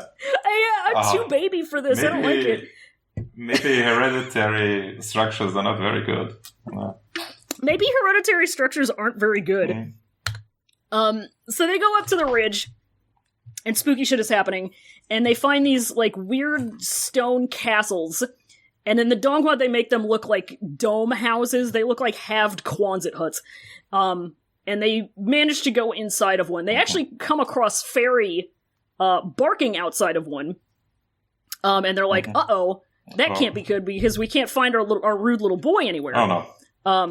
So they go into the one that Fairy is barking outside of. Fairy can't go into it, because it's not letting animals go in. But they manage to get inside. And they get in, and one thing they find is a big coffin in the middle of one of these. And when they open it up, it doesn't have a body inside it, it just has this big, huge saber. Yeah. Big saber. Yeah, and Wongi does some, talking to the ghosts shit with his Guqin. He plays 20 questions with the ghosts in this room to figure out, because they can, detect a presence in here, but they aren't sure what's going on. So he's talking to this spirit, whatever the spirit is, and they figure out, that whoever is in here is 15, they're from Lanling, and they're trapped in the wall. So they go into the wall, and they pull out their little boy. He is in the wall, and all around him, the wall is insulated with corpses. There's just a bunch of dead bodies inside of the walls. And he was going to become one of those corpses if they hadn't gotten him out any later. So they pull him out, and then we go into the Malice arc. I guess I don't have a funny page. No, yes I do, okay. So, Malice arc. So, Wei Wuxian and Long Wangji find out that Niu Huaisang owns the haunted Quonset huts. Yeah, and then they find the legs that go with the zombie arm. Both of them, great. Yeah. Shock Pika. Yeah, so, Malice arc. Dog have clue. They come out of the castle, and they have Jin Liang with them, and they bring him down into the city. Wang Ji goes to investigate, while Wei Wuxian takes Jin Liang into town so he can get better, because he's passed out from being shoved into a corpse wall. Fairy has a clue, which is a scrap of fabric. And that's suspicious because it's not any of their clothes, so they're I wonder who this belongs to. Wei Wuxian finds a curse mark on Jin Liang, which is this big, it looks like a big, huge, nasty, pitch black bruise on his ankle.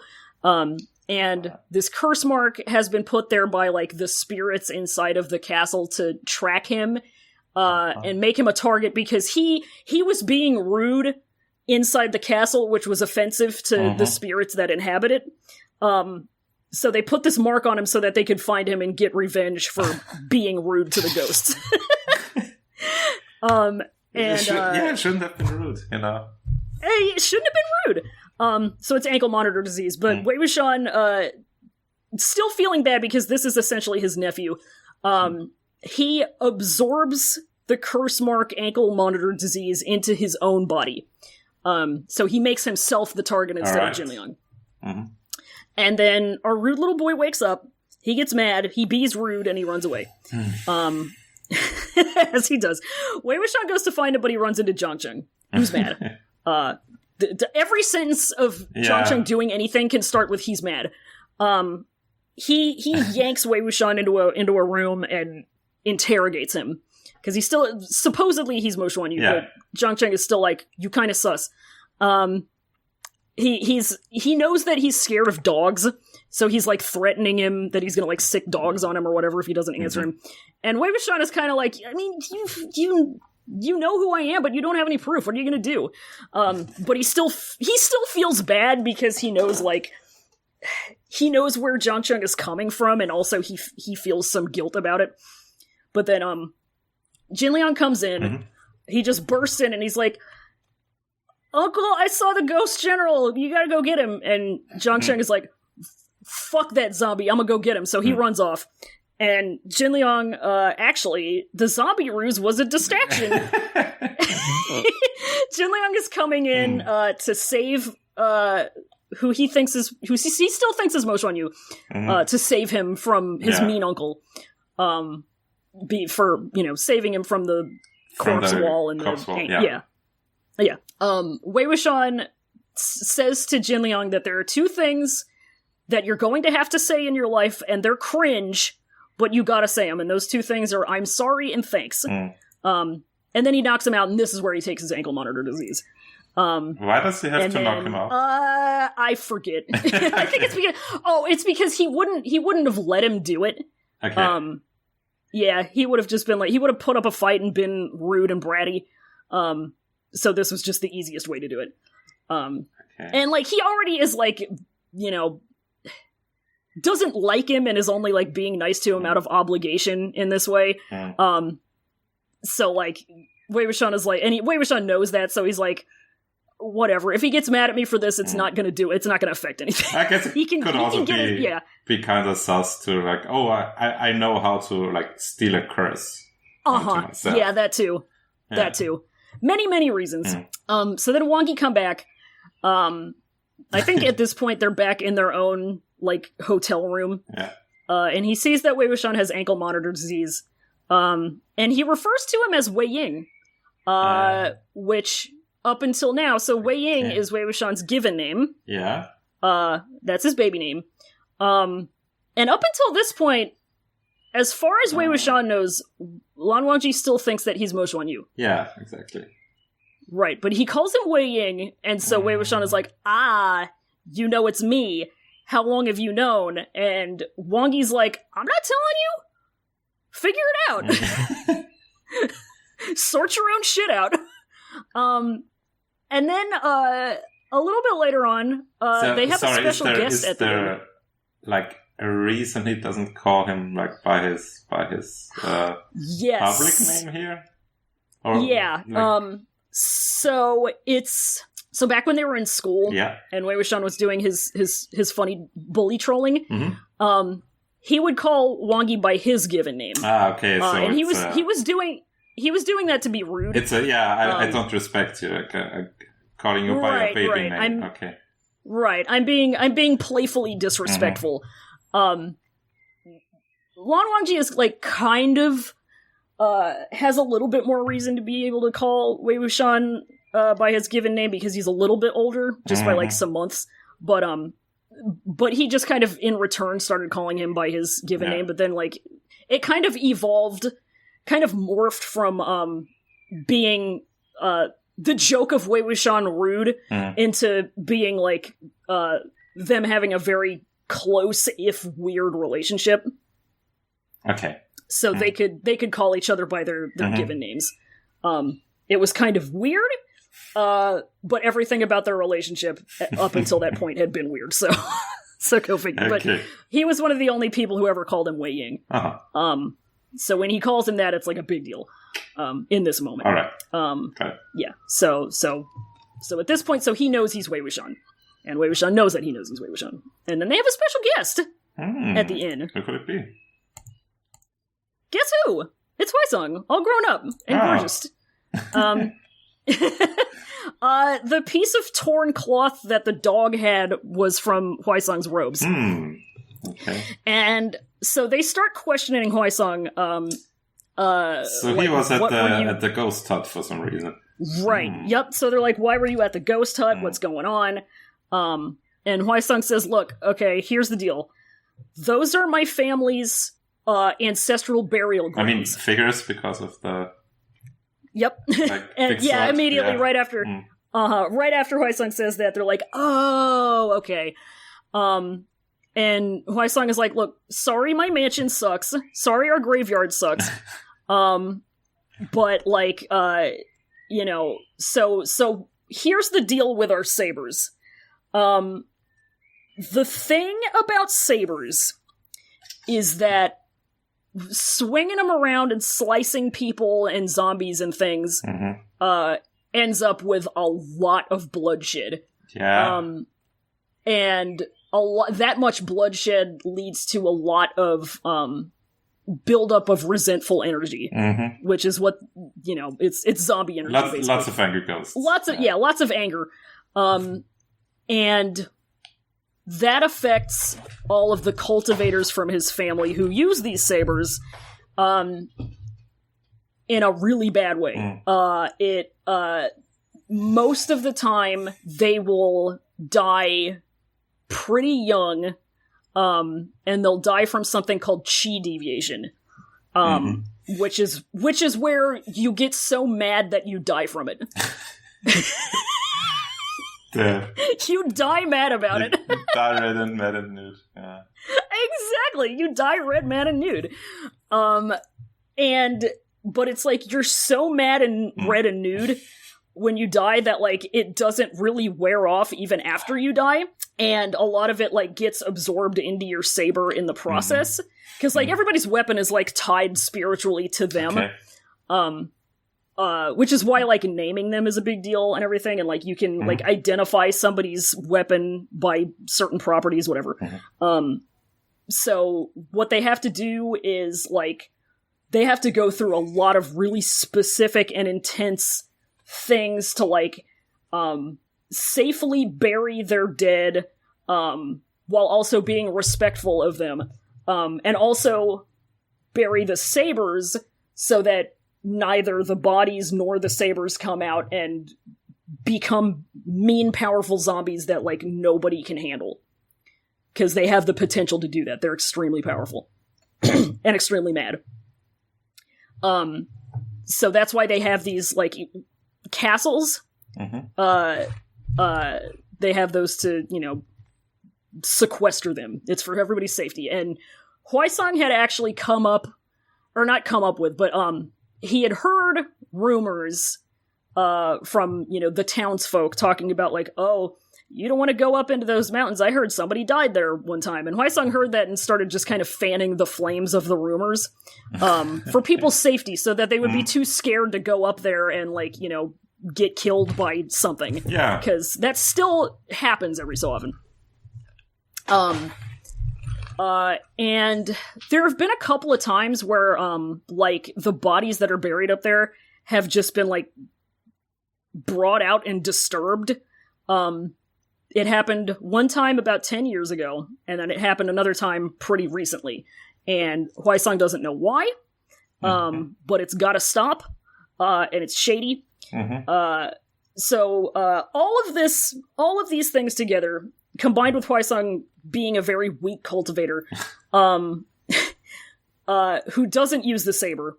Because if you start using the saber, like, you kind of can't stop, and you just end up getting saber disease and dying mad. And Huaisong doesn't want to do that. So Huaisong is, like, in a position where he just has to be a shitty idiot who isn't good at anything for the rest of his life. Like, he can't just give up the saber thing because that's the family's thing, and it'd be really disrespectful to do that.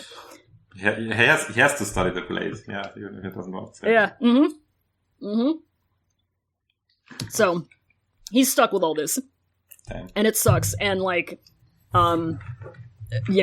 people just have to, there's nothing you can do about it, and people are just going to say that he's this, shitty idiot who isn't good at anything, and he's just got to deal with it. And Wei Wuxian was like, wow, that sucks, dude. Oh, wow. Yeah.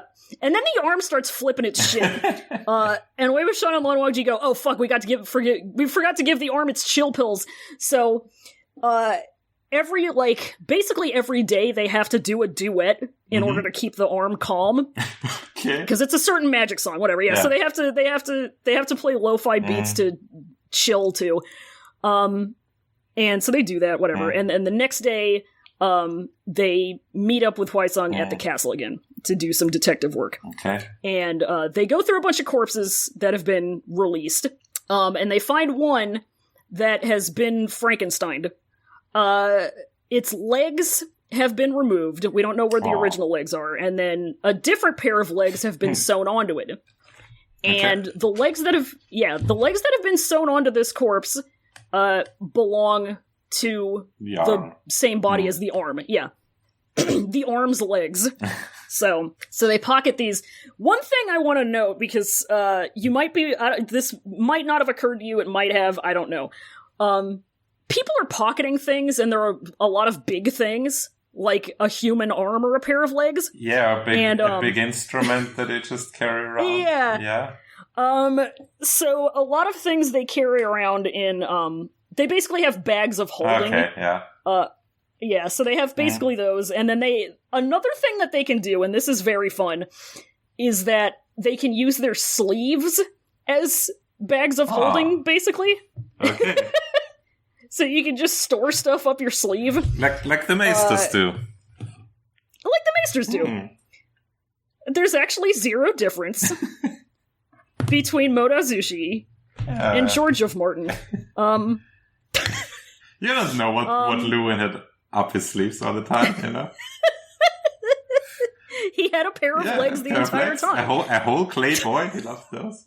Yeah. We love it.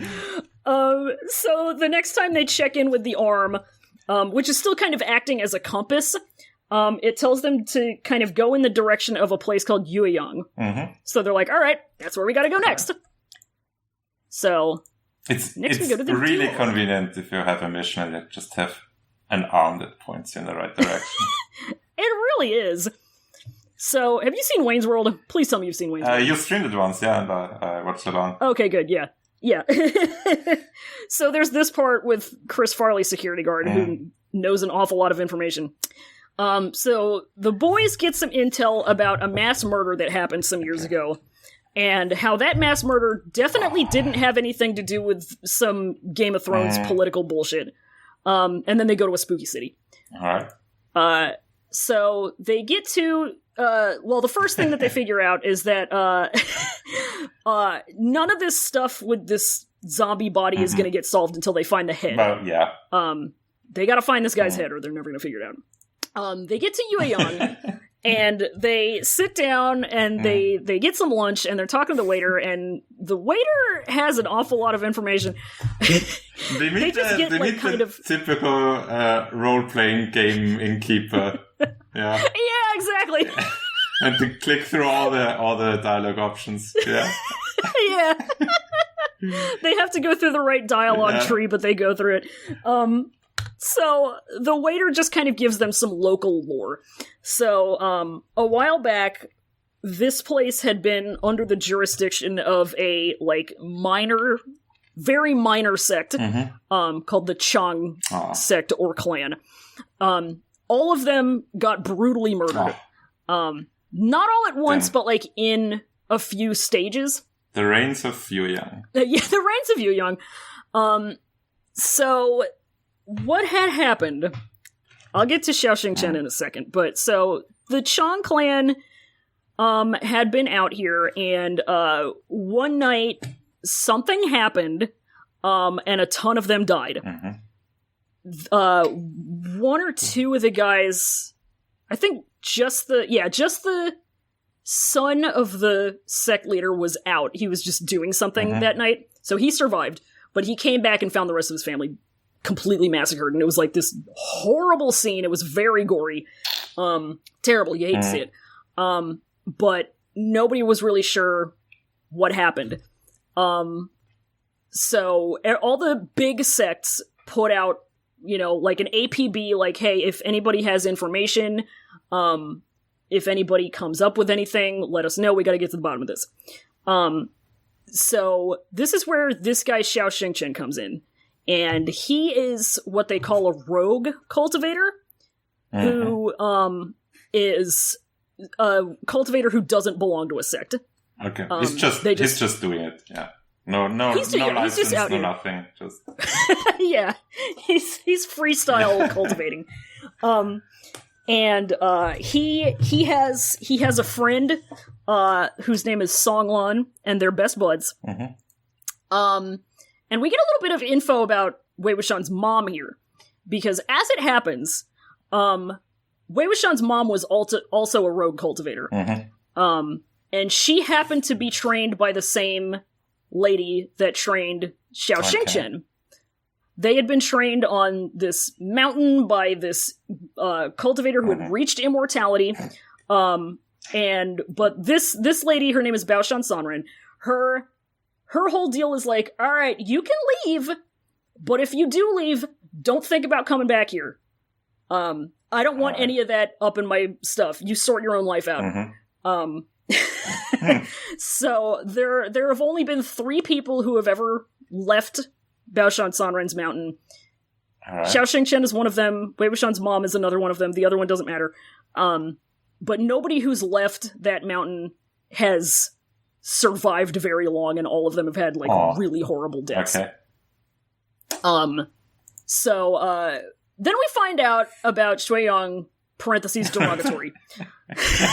so Xiao Xingchen and his buddy Songlan, they're doing detective work because they hear about this, and they're just good boys, and they're like, oh, let's solve this. So they find this guy, and Shuiyang is a delinquent. He's the Joker. We will find this out. He's trash. The Joker. Okay. Horrible. We hate him. And he had actually been a guest cultivator of the Jin sect for a while. Okay. Which means that they just kind of found him and said, hey, you have potential to be a pretty good cultivator. Come study under us. And then he wasn't, so he'd been... yeah. Okay. So Songlan and Xiao Xingchen get some intel that he is behind the Chang Clan massacre. So they put him under citizen's arrest, and they bring him before all of the big boy sects. Okay. And so most of the sects are like, okay, we have strong, solid evidence that this is the guy who did it. The thing is, since he is still kind of comes under the jurisdiction of the Jin sect, it would be on them to punish him. And this is also where Huaisang's brother comes in. So this had happened about 10 years ago. When Nie Mingjue, who is Huaisang's brother, was still alive. Okay. And he's he's kind of got a black and white morality kind of thing. But he hears all this, he sees what happened, and he's like, all right, kill him. Fuck this guy. He's just gonna, he has no remorse. He loves that he killed these guys. He had a great time doing it. He's not gonna get any better. I'm down to kill him on the spot. But the Jin sect, are being kind of shady about it. And they're kind of being like, I don't know if we want to kill him. Like, maybe we can just give him, life. I don't know. And they kind of procrastinate. And then all of a sudden, Nie Mingjue dies. And there's nothing at all suspicious about the guy who wanted to execute the mass murderer on the spot dying out of nowhere. So Shuiyang had a MacGuffin, and this is kind of the first place that we're hearing about this MacGuffin. And this thing is called the Stygian Tiger Amulet. And this was a gizmo of Wei Wuxian's design. And it was basically a remote control that commanded all of his zombies. Handy.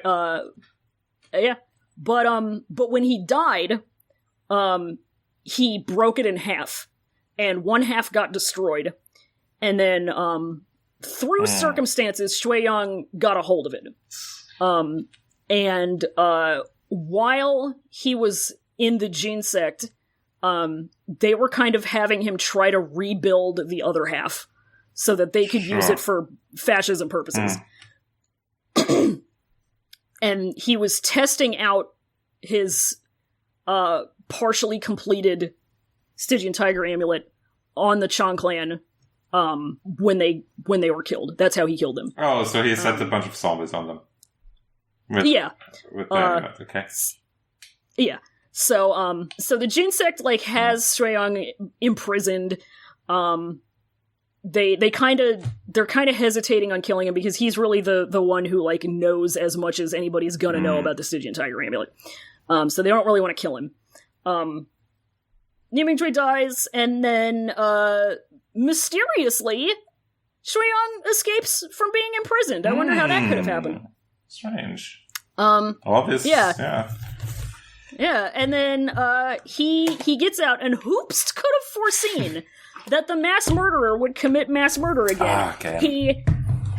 He finishes off the Chang clan massacre, and I'm blanking on which order this happens in. He kills the last member of the Chang clan, and he also kills all of the people who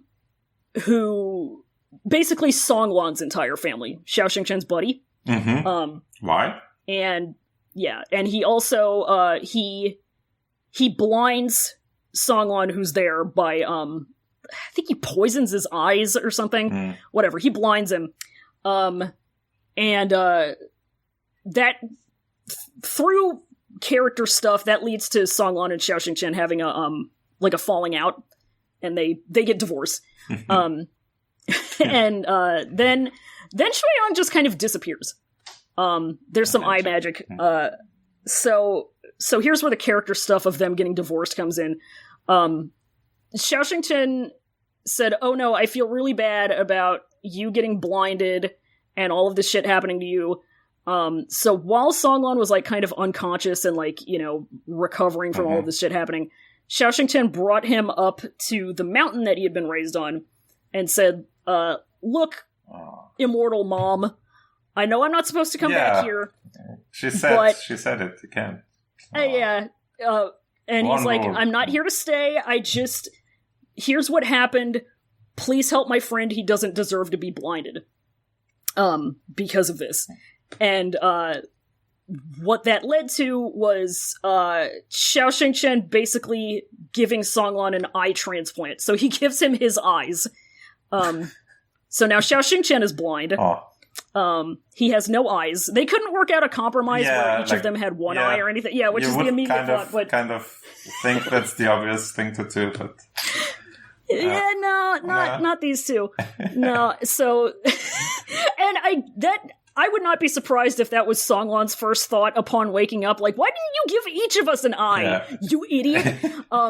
But he wakes up and he's mad about this because he's like, look at you, just bro, care about yourself for a second. But he's also traumatized from watching his entire family get murdered in front of him. And Songlan is he's just upset, and he's like, I don't want to be around you right now. I need to go be on my own. So they separate. Whatever. So they find all this out from the waiter. And then, our boys, Wei Wuxian and Lan Wangji, go off to do detective stuff. And they run into basically a ninja. I am completely blanking on where exactly this happens. But they run into a guy who's digging a grave. It's in a cemetery. Okay. Yeah, that's the way you would dig a grave. Yeah. Yeah, usually. They run into a guy who's digging up a grave, and he's got this spell cast that censors his face. It just makes his face completely blurry, so they can't tell who he is. Okay. But the guy is unearthing a corpse. He has the Google Street algorithm Yeah. running on his face. He's been Google streetified. So they fight this sensor face ninja guy for a little while, and eventually he just like teleports out via magic. And he leaves the body behind. And it's the torso of the body. So they have the torso now. I have this part: drunk antics, head nails, and then more drunk antics. Okay. Yeah, Lan Wangji gets drunk, and he's a funny comedy drunk. Wen Ning shows up again, and he's got some nails in his head. And why does he have nails in his head? Well, we don't know quite yet. Okay. We'll find out a little bit later. But Wei Wuxian manages to like get him under control long enough that he's able to pull the nails out. And then Wen Ning leaves again. And then they're like just vibing and like looking at this torso, and Wei Wuxian like, this torso is fucking buff. This torso is stacked as hell. And Wei Wuxian's like, damn. It's kind of nice with it. Look at this body part. Yeah. Yeah, it's like, look at the damn dude. Would you look at this? The abs on this torso, the titties on this torso. Goddamn. And then there's like a little bit where like there are some children around and they're LARPing. And what they're doing is they're acting out the Sunshot campaign. And what the Sunshot campaign is that was the war where all of the sects went up against the Wen sect, because the Wen sect had gotten to the point where they were just outright doing fascism, and everybody said, enough of this. So all the kids are like playing parts of like the most important players in it, and it's a good part. It's funny. And they're, it's definitely not narrative clue providing reasons. No author would ever do something like that. Yeah. Why would they ever do that? And they run into that like on their way to, following the arm some more to a spooky city called Yi City. Yep. They haven't gotten to this part in the series, so I'm not going to put in pictures of these dudes. I don't feel like putting them in. I was working on this really late last night. So sorry, but then we go into the grasses arc. And but it's just smoke weed and have fun. Yeah, it's just smoke weed. Yeah, it's 9 chapters of just smoking funny weed. So they go into this really creepy city, Yi City. They meet a guy who turns out to be Shuiyang. And then Wei Wuxian wards into a little girl ghost and relives her memories of Shuiyang being Shuiyang. Yeah. And then they kill him. Good. And then they acquire another zombie port. Another day in the office. Yeah. So it's Yi City, baby. This city was known for like producing a lot of funeral goods. Funeral town, which are like population zero. Population zero right now because it's been uninhabited for several years. Nobody's quite sure why, but like everybody here was like involved in the funeral industry, basically. They start hearing some spooky bamboo noises, like clacking on the ground, and they aren't sure what it is. They run into all of the little boys. So like the little Lan boys and Jin Liang and a few other boys are here. They also run into a shitload of zombies. There's a lot of antics. Jin Yi gets poisoned by mummy dust. One of the zombies like gets attacked and like spits in his face, basically. And so they have to go hide in a spooky house and in order to cure him. Because if they don't cure him, he's going to turn into a nasty zombie. Got it. And while they're in there, they do a bunch of stuff, and Wei Wuxian is like Lan Wangji is outside doing fighting with a bunch of zombies, and Wei Wuxian is inside with all of these little boys being a teacher. And they start hearing the noises, the spooky bamboo noises again, and they encounter the source of the bamboo noises, which is a little ghost girl, and she's like about the boys' age, so she's like a teenager, but someone put in the Ring DVD. God damn it. Yeah. And she looks kind of strange. She's got like these milky white eyes, and she's carrying this bamboo stick around. And they're like, oh, she's blind. Mm-hmm. Because she's, so they're like, all right, what's going on with that? And then they run into a fella. Guess who's here? It's Xiao Xingchen. And just he roving does around. Yeah. Oh, I forgot one of the most important fucking details. Okay. I'm stupid. With the Chong clan thing. So when the final boss of the Chong clan, when he got murdered, what they found on his body was this little mark that would only have been left by Xiao Xingchen's sword. Because that's a thing. Okay. So they're like, well, Xiao Xingchen must have murdered him, right? And he's been, like, MIA for a really long time. Nobody knows what happened to him. But they find his sword mark on dead Chong man, and they're like, what happened? He became murderer? What? That's not normal. But Xiao Xingchen shows up here, he does some fighting, whatever, and he tells everybody to leave, because it's dangerous, and they don't want to mess with this, but they don't.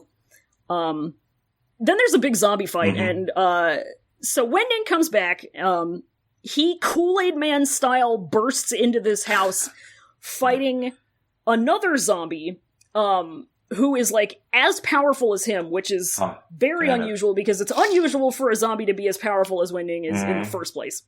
And they realize that this zombie that he's fighting also has nails in his head. And, more importantly, that this other zombie is Songlun. So he is in zombie form, and these two are fighting. And then, wait a minute. They do some ghost interrogation. They incapacitate Songlun zombie, and they question him, and he basically points to, quote-unquote Xiao Xingchen being in control of him. And then they pull his mask off Scooby-Doo style. I was gonna say that, yeah. And he said, he says, I would have gotten away with it too if it weren't for you snooping kids. But it's Shui Yong, we hate it. And he's the Joker. I forget how they get away from him. They might just run. I'm blanking, but they get away from him, and this little ghost girl shows up again, and she starts leading them to a certain place. So they follow her, and she takes them to what's called a funeral house, which is a cross between a morgue and a funeral home. It's kind of where they keep bodies before the funeral actually happens. And so she leads them to the funeral house. And she leads them specifically to one coffin in particular, and they open it up, and it's the real Xiao Xingchen inside. And he is dead, and you hate to see it. Recently dead. It's hard to tell. Okay. Because of reasons. But it's hard to tell, but he's dead, and the ghost girl is looking very sad about it. So Wei Wuxian says, alright, well the only way to figure out what's going on here is to do the dangerous magic spell of empathy. And what empathy is warging into a person's memories and reliving them first person. You can't interact with it, but you're it's like watching a cutscene in first person. Yeah, okay. So he's like, all right, I gotta do empathy to figure out what's happening. And all the boys are like, oh no, you can't do that, that's really dangerous. Because, like I said, it's very similar to warging in that, when you're doing empathy on somebody, your body is just, completely vulnerable. You're not in it. So, but Wei Wuxian's like, I gotta. And, so he charges all the little boys with, watching over him while he does this. And he wargs into the little ghost girl. And it's flashback time. So, this little ghost girl's name is Ah Qing. And she is one of the best characters in this novel. She genuinely... Wouldn't have expected that when we first met her. Yeah, she's so good. So she's just this little, orphan beggar girl. And, she's 15-ish, when this empathy flashback starts. And for whatever reason, she was born with, like, eyes that make her look like she's blind, but she's not actually blind. Okay. But what she does, because she's... Exactly. She grifts people. Very good. She uses their sympathy to get by. And she's out doing grifting one day, and she meets the real Xiaoxing Chen, who is actually real life blind. They kind of like form a sort of sibling like relationship. Okay. Xiaoxing Chen is like, he's like, I guess at this point he'd be like 19-ish. Ching is like 15, and they're like brother and sister. Okay. They have a very cute relationship. It's good. And they travel around for a while, just being buds. And he's kind of like, he's taken on kind of like a protective role over her. And she, meanwhile, like, acts as kind of like the brains of the operation because he's too much of a good boy to like ask for things. So she like, you know, and he also like he's like a homeschooled kid. But what are they actually doing? Like a blind guy and a pretend blind girl? Like what's the grift? Just traveling. Like he's still a rogue cultivator. Okay, so can still do that. Okay. Right, so yeah, he still does that, and she just, like, hangs out while he does it. She's getting sleep while he's doing Ghostbuster stuff. Okay. And they're just buds. Okay. They're just friends. And they just stick together. And so they travel for a while. And then one day, they come across a fucked up guy that has been put somewhere. They just find this guy in, like, on the side of the road who's unconscious, and he's been beaten the fuck up. And, Ah-Ching is, like, really suspicious of this. Yeah. But Xiaoxing Chen, like I said, is a homeschool kid, and he's the type of person who, at like 24 years old, will be like, I've never eaten an Oreo. Yeah. You know, he has no idea. He's so naive. So, and he just assumes the best of people. So he sees this fucked up guy, and he's like, we gotta get this guy help. Yeah. And Ah-Ching's like, all right, dude, okay. And they get to the nearest town. They bring this unconscious fucked up guy to the nearest town, which is Yi City, which at this point still has people in it. And they just kind of take up residence in, it's called a coffin house. That's what it's called. They take up residence in the coffin house, which is the place that her ghost had brought everyone to. They just set up residence there, and Xiaoxing Chen, like, tends to this guy's wounds and whatever, and eventually he comes around, and he wakes up and, like... So, a lot of the rest of this arc is, do you ever move into a morgue with a guy you found on the side of the road and a girl who won't leave you alone, and never ask the guy what his name is in the entire several years that you're living together? Oh, it's several years. Okay. It's several years. It's like 2 years, and Xiaoxing Chen just doesn't want to ask this guy's name. It would simply be rude. And this guy is, like, fucked up. His voice has been, like, fucked up because he's, like, his I don't know, his throat's been fucked with. Yeah. In the process of turning him into a fucked up guy. He's just been beaten up really bad. Okay. But since Xiaoxing Chen is blind, he can't see what this guy looks like. So he sounds weird. Xiaoxing Chen doesn't know what this guy looks like. This guy isn't telling anybody what his name is, and the entire time, he's being the Joker, and Ah-Ching is so fucking suspicious. She cannot stand this guy. She's like, you are trying to pull one off. Yeah, she's like, you were trying to pull one off on my best buddy, and you know he's too stupid to question you. So I got my eye on you. But they're Black, like, extremely sus. They're just hanging out in this morgue for some years. They're just living there. Yeah, they just turn it into where they live. Okay, sure. They just live there. Nobody tries to stop them.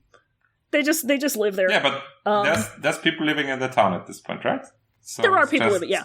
Okay, you can just move into the morgue if you want. Yeah, you can just move into the morgue. Nobody's going to say anything. So they just live there. They just live in Yi City. And yeah, it should not be a surprise that this fucked up guy is Shui-Yang. Yeah.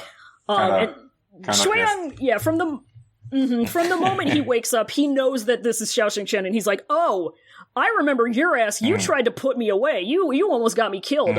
I'm gonna have some fun. So he bees the Joker.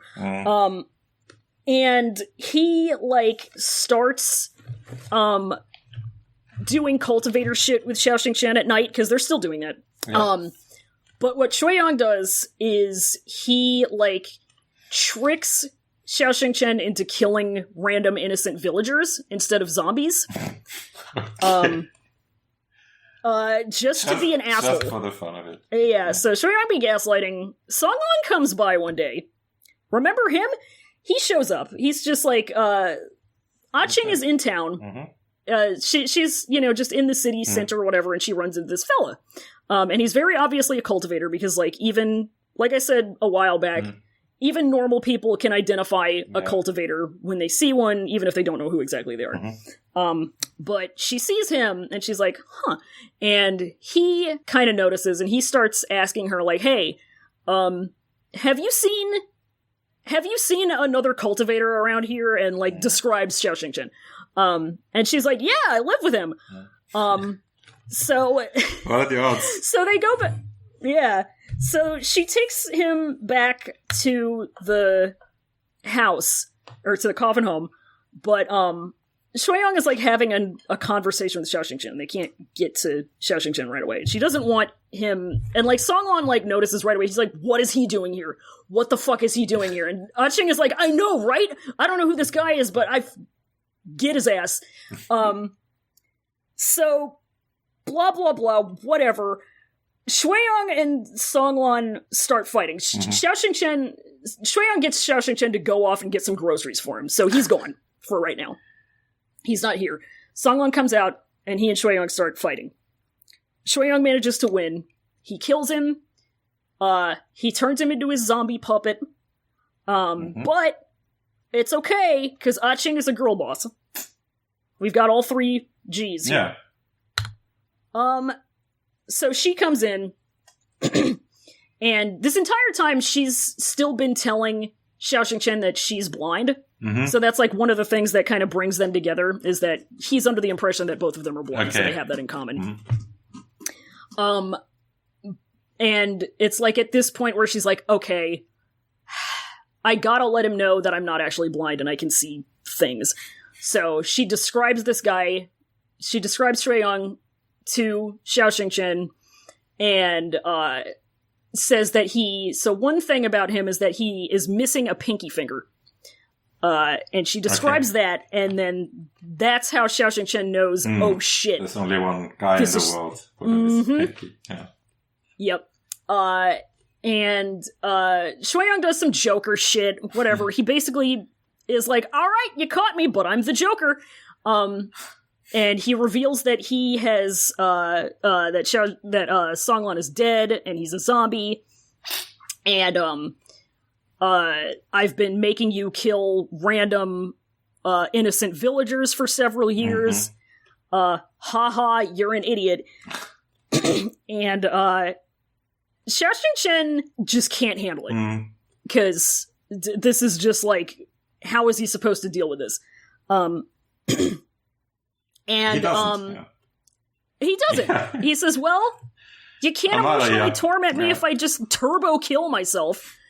So he turbo kills himself. Kind of a theme. And yeah, he kills himself so hard that his soul gets shattered into pieces. He died too much. He died too much. He died too much. So he kills himself, and then Shuiyang is like, he immediately, we salute Ah-Ching because she did her best.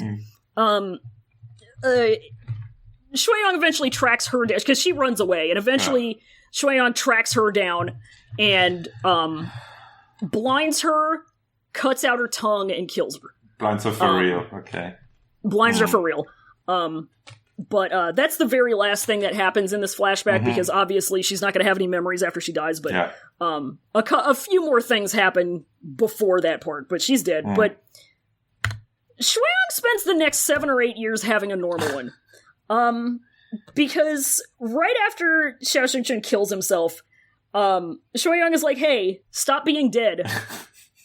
Hey, wake up. It's poking him. Hey, hey. Yeah, he's like, on, hey. Yeah, he's like, hey, it's not funny anymore. Shui-Young is, like, immensely fucked up. Not just in that he's the Joker, but, like, Xiao Xinqian is, like, the only person who's ever been nice to him in any way. So he kind of, like, spends a few days just with his body being like, you're gonna wake up, right? Yeah. Like, this isn't real. And he starts thinking, like, oh, well, if I can put his soul back together, then he can come back to life. But his soul is in too many pieces for it to really ever come back together again. Like, his soul is dust. You're not gonna... It's not gonna happen. We learn a bit about why Shui-Young massacred the Chang clan. Alright. And it's because this dude is the fucking definition of nature versus nurture. So he was a little street boy. And, he got suckered into, getting caught up in some shit with, like, a couple of members of the Chang clan. One of them sent a rude letter to another guy, and called little baby Shui-Young over and said, hey, deliver this letter to that guy, and I'll give you, like, a cookie, basically. And he was, like, 7 years old, so he's like, okay! So he delivers this letter, and upon delivering the rude letter, which probably just has dick butt on it, the guy who receives the letter takes it out on him. And beats up this little child. Asshole move. The asshole move. And so little beaten up baby Shui-Young goes back to the Chang man and says, can I at least have my cookie? And Chang guy says, no, fuck off, and beats him up some more. And also runs over his pinky with his, like, cart. And that's how he loses his pinky. And so he has all of this resentment towards the Chang clan. He hates them for that. He says, my one pinky is worth more than your entire family. He literally says that, and Xiao Xinqian is like, what the fuck are you talking about? So, he was obviously kind of fucked up to begin with to think that that's a normal thing to do. Yeah. But also, like, nobody was ever good to him. And then, like, he eventually got brought into the Jin sect, and they basically took advantage of him and, you know, weren't exactly nice to him, even though they, like, you know... Yeah, they said, hey, take this, like, zombie remote device and repair it. Yeah, reverse engineer this zombie remote for us. Here, you downtrodden little child, have this artifact of immense power. I'm sure you want to abuse it. Yeah. And then when he couldn't do that, they beat him up and left him on the side of the road. Geez. Yep. So he spends some years having a normal one, and then that brings us to the present, basically. The moral of the story is ask your roommate what his name is. Wei Wuxian comes out of his empathy warging. Yeah, maybe get some ID. Wei Wuxian comes out of empathy, and he says the words, Shui-Young is Pokemon going to die. He says the only way this guy is ever going to stop doing any of this is he's got to be killed. So, he runs in, and he and Lan Wangji manage to, fatally injure him. And then that same ninja from before with the face blurring thing comes in, and he picks up the dying Shui-Young and just Ubers him away. But he's like critically injured enough that it's obvious he's not going to survive. But yeah, so they're gone, and then they're like, all right, well, our work here is done. So they leave Yi City, and they make some stops along the way at like an inn and whatever, and Wei Wuxian is just kind of like talking things over with Lan Wangji, and they're doing brain math to put everything together. And they realize that like some stuff isn't adding up, and what it means is that somebody had directed all of the boys to go into Yi City. And it's very likely that it was the same person who put the arm into the Mo family's place at the very beginning. Because that arm didn't just get there on its own. Mm-hmm. Somebody, like, threw it over the fence and into their yard. Brute. Yeah. Yeah. They find another body part. I think it's just the other arm. So they have everything but the head at this point. So they're like, I wonder who could be doing this. You know, they thought that because this was really dangerous. Mm-hmm. And these boys, if they hadn't been discovered, like, they would not have been able to take on any of this on their own. But you know, it was an acceptable risk because they were basically bait to get Wei Wuxian and Lan Wangji in there. Okay. And then we get a little bit of info about these lookout towers. So, all over the place. So one thing I'm sure you know about the People's Republic of China is that it's very big. So in this universe, right now, the leader of the Jin sect is Jin Guangyao. And you saw him in my funny name example at the beginning. Yeah. And Jin Guangyao, what he did when he became the sect leader is that he had all of these lookout towers built. And what the lookout towers are, so when you have 5 big sects, there's only 5 places that they're going to be. Yeah. Right? And the Wens are gone now. They have been wiped out after the war, so there's only 4 sects now, so there's really only 4 places. And, like, there are a lot of places that are just, more like, than really 4 remote. places, yeah. Right, there are a lot more than 4 places. So, What do? Yeah, what do? So when you have, like, a really remote place, and there aren't any, like, cultivators, you know, in the immediate vicinity, and some shit goes down, you're kind of fucked. So Jiggy, as we know him, said, well, I'm looking out for the little people. Yeah, we need to invest in infrastructure. Yeah, he invested in infrastructure, and he invested in infrastructure in a big way, because he built 1,500 lookout towers, with more on the way.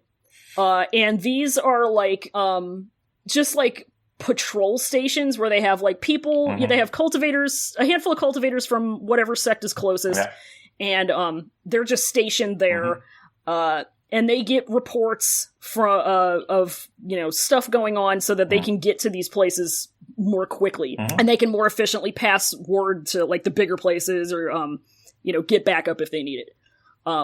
So it's been a big help in keeping these more remote areas, you know, safer. So finally the Grasses arc is over, and we go into the Allure arc, which is short. And this happens. We get more funny Han Guangjun shit-faced. It's just a funny comedy chapter. Or arc. So there's some funny comedy drunkenness, but when Ning comes back, he has his brain back, so he can talk again. But then everybody gets attacked by a headless zombie. So there's some funny drunk antics. Wongi get drunk again. And what he does is, like, when he gets drunk, first he falls asleep. So alcohol is one of the things that are famously forbidden in the Cloud Recesses. Okay. So he's a lightweight, despite him being big boy. Okay. All of the Lons are extreme lightweights. Wongi has, like, the equivalent of maybe 2 sips, and he's gone. So he passes out, and then he'll wake up, and he's just, like, I don't know how to describe what he is when he's drunk. He's like a big mute child. He's just like doing the first thing that comes to his mind, whatever that may be. And he's having a good time, whatever. So he's doing funny drunk antics. Okay. Basically flirting with Wei Wuxian without really either of them realizing that that's what he's doing. Because Wei Wuxian is an idiot, and Wongi isn't saying anything. He's not saying, I'm flirting with you. He's not saying, I like you. He's just doing all of this weird shit and being playful. But they're doing that, and at one point while Wongi is asleep, Wenning shows up. He just, like, appears in the window. Okay. And he has his brain back, So, Sorry, if you'll remember... That's the Ghost Channel, right? Yes. Yeah, okay. Yes, this is the Ghost Channel. So if you'll recall, he had some nails in his head. Yeah. And those got pulled out. Mm-hmm. Zombie Songlon also had nails in his head. Mm-hmm. And those also got pulled out. And a little while after the nails got pulled out of Zombie Songlon's head, he got his brain back and he started talking and he was lucid and he was just like a normal dude who just happened to be a corpse. And he got up and he was like, damn, all of this sucks. Let me take this bag with a couple of pieces of my best friend's soul in them and I'm just gonna go wander around and do me. And he left. So his zombie is out there just vibing. So Wending shows up and he's like, hey, it's me. And Wei Wuxian is like, whoa, you can talk. So unfortunately though, he doesn't remember anything. He doesn't remember anything about like, what had happened because Wei Wuxian is trying to be like, so what, why aren't you destroyed? Like what happened during the 13 years I was dead? And he doesn't know because all he remembers is that he was being held in, like, a basement or something like that. Mm-hmm. And then somebody put nails in his head. Damn. And then the next thing he knew, he heard Wei Wuxian playing the flute. Mm-hmm. And that activated that part of his brain. Okay. And he just got up and Hannibal busting through all the way to where Wei Wuxian was. Mm-hmm. That's all he knows. So, he probably was in a basement for 13 years or something like that. Yep. Yeah? Okay. Yep. Restrained in a basement for 13 years. Then there's more funny comedy drunk. Lan Wangji wakes up and he, like, pushes Wending around and is just being like, go away! I don't want you here. Because he's, like, taking Wei Wuxian's attention. He, like, pushes him into a wall and stuff. And Wending just, like, takes it because he's a very meek, timid zombie, actually. He's like, alright, I'll leave. Whatever. Wei Wuxian and Lan Wangji flirt. But Wei Wuxian kind of feels guilty about it because Lan Wangji is drunk. They do a smooch. Oh, okay. And then Wongi falls asleep again, so whatever. They, like, overhear the little boys, fighting in, like, the downstairs of the inn that they're staying in. And they whatever, they break that up. We get some lore about the headbands. So everybody in the Lan sect, wears these little forehead ribbons. Mm-hmm. And Wei Wuxian has a flashback to one time when they were teenagers. He was doing jokes and playing pranks, and he pulled Lan Wangji's headband off. And it didn't like that. When he did this, it did not like that. When he did that, they were in the middle of like this big important competition, and it made Lan Wangji so upset when he did that he quit the competition right then and there. And everybody who was around was like, oh my god, you shouldn't have done that. Why would you do that? But nobody would tell Wei Wuxian what was going on. So he has to find out, finally, what the deal with the headbands is. And he finds it out from the teenage boys. And the deal with the headbands is that they're like, it's a chastity headband. You're only supposed to, it's supposed to represent like restraint. Okay.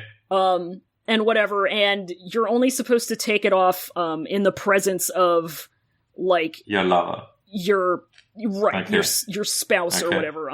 Lan's mate for life, by the way, so that's another thing. The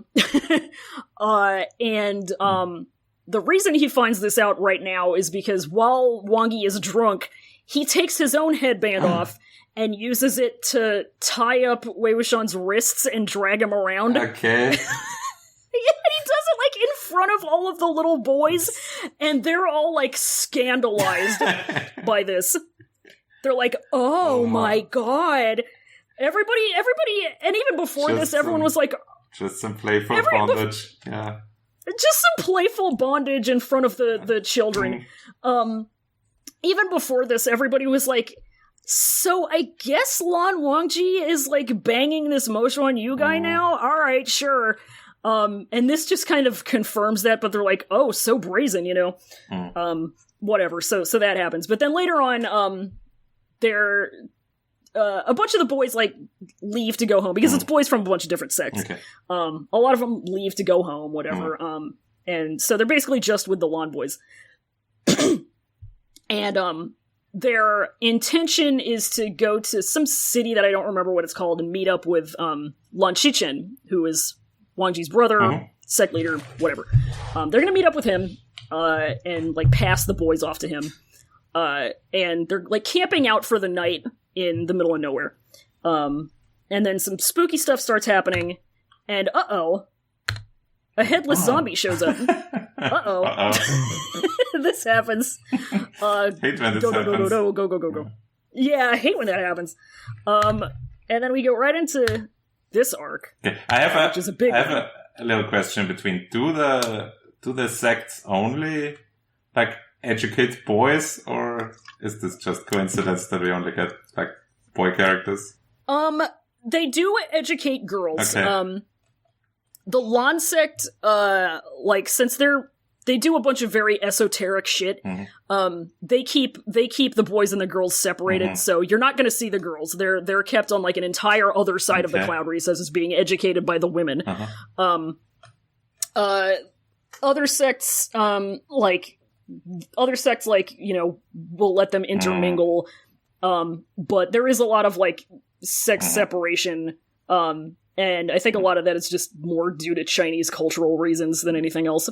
Is it like, is it kind of, these are basically soldiers and warriors, so it's like 99% guys, like, technically girls could be cultivators, but it's just a very, like, toxic masculinity thing to be one? No, I don't think it's that, because there are female cultivators. Okay. And there are quite a few of them that are trained, you know, alongside the boys. Okay.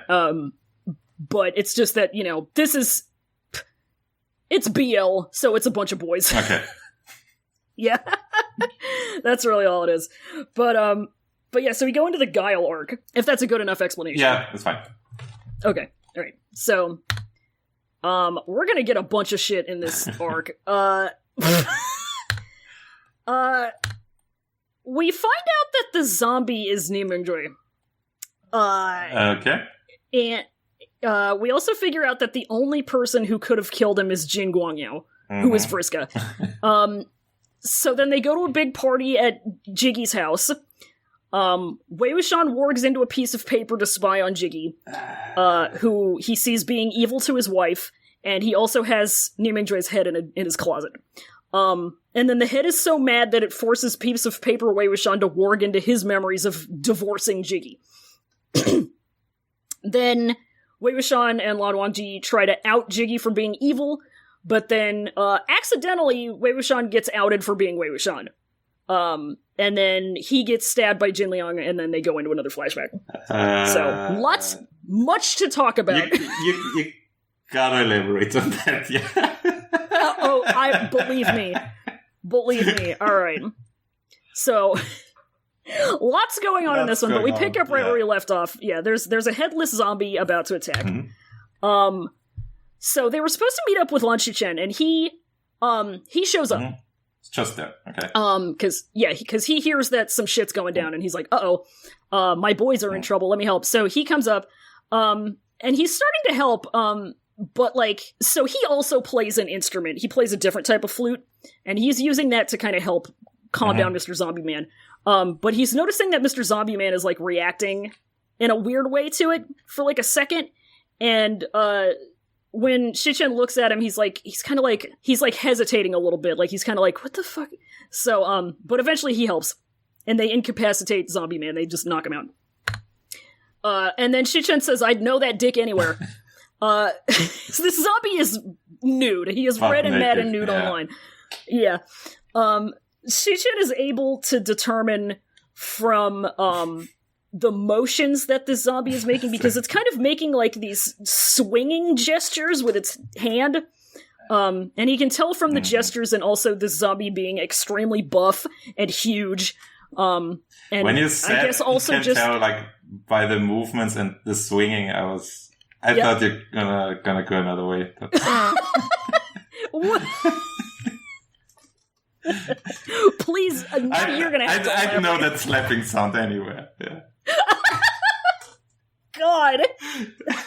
He just comes out whacking it. That's cool. Just helicoptering. Yeah. just walk out the bushes, cranking hog. But no, Shi-Chen looks at him and he's like, I know who this is. And Wei Wuxian's like, well, if you know who it is, then so do we. The Franken zombie is naming joy. It's NMJ. That's who it is. Because Shi-Chen and NMJ were friends back in the day. Okay. And a lot of what we're going to find out in the next few slides has to do with that. Shi-Chen says this. This is NMJ. I fucking love him. He's so good. And once they realize that this is who the zombie is, and putting everything else together, they're like, all right, Jin Guangyao derogatory is the only possible culprit. This is the only person who could have killed him and cut him up and put his body parts everywhere. Don't know why. It's just his thing. But he sure did do it. Yeah. It's just, he just likes to do it. So then we get a time skip, and we're having a discussion conference. So a discussion conference is like, it's just like a big thing where all of the sects get together, and it happens like, I don't know if it happens once a year or like a few times a year, but all of the sects get together at one of the sects' houses, and they show off how well all of their cultivators are doing. Okay. Just to see like how they're, what's going on, where's everybody at, see if anybody needs improvement, see if, just kind of all kinds of stuff. So it's time for a discussion conference, and it's being held at the Jin sect's place. So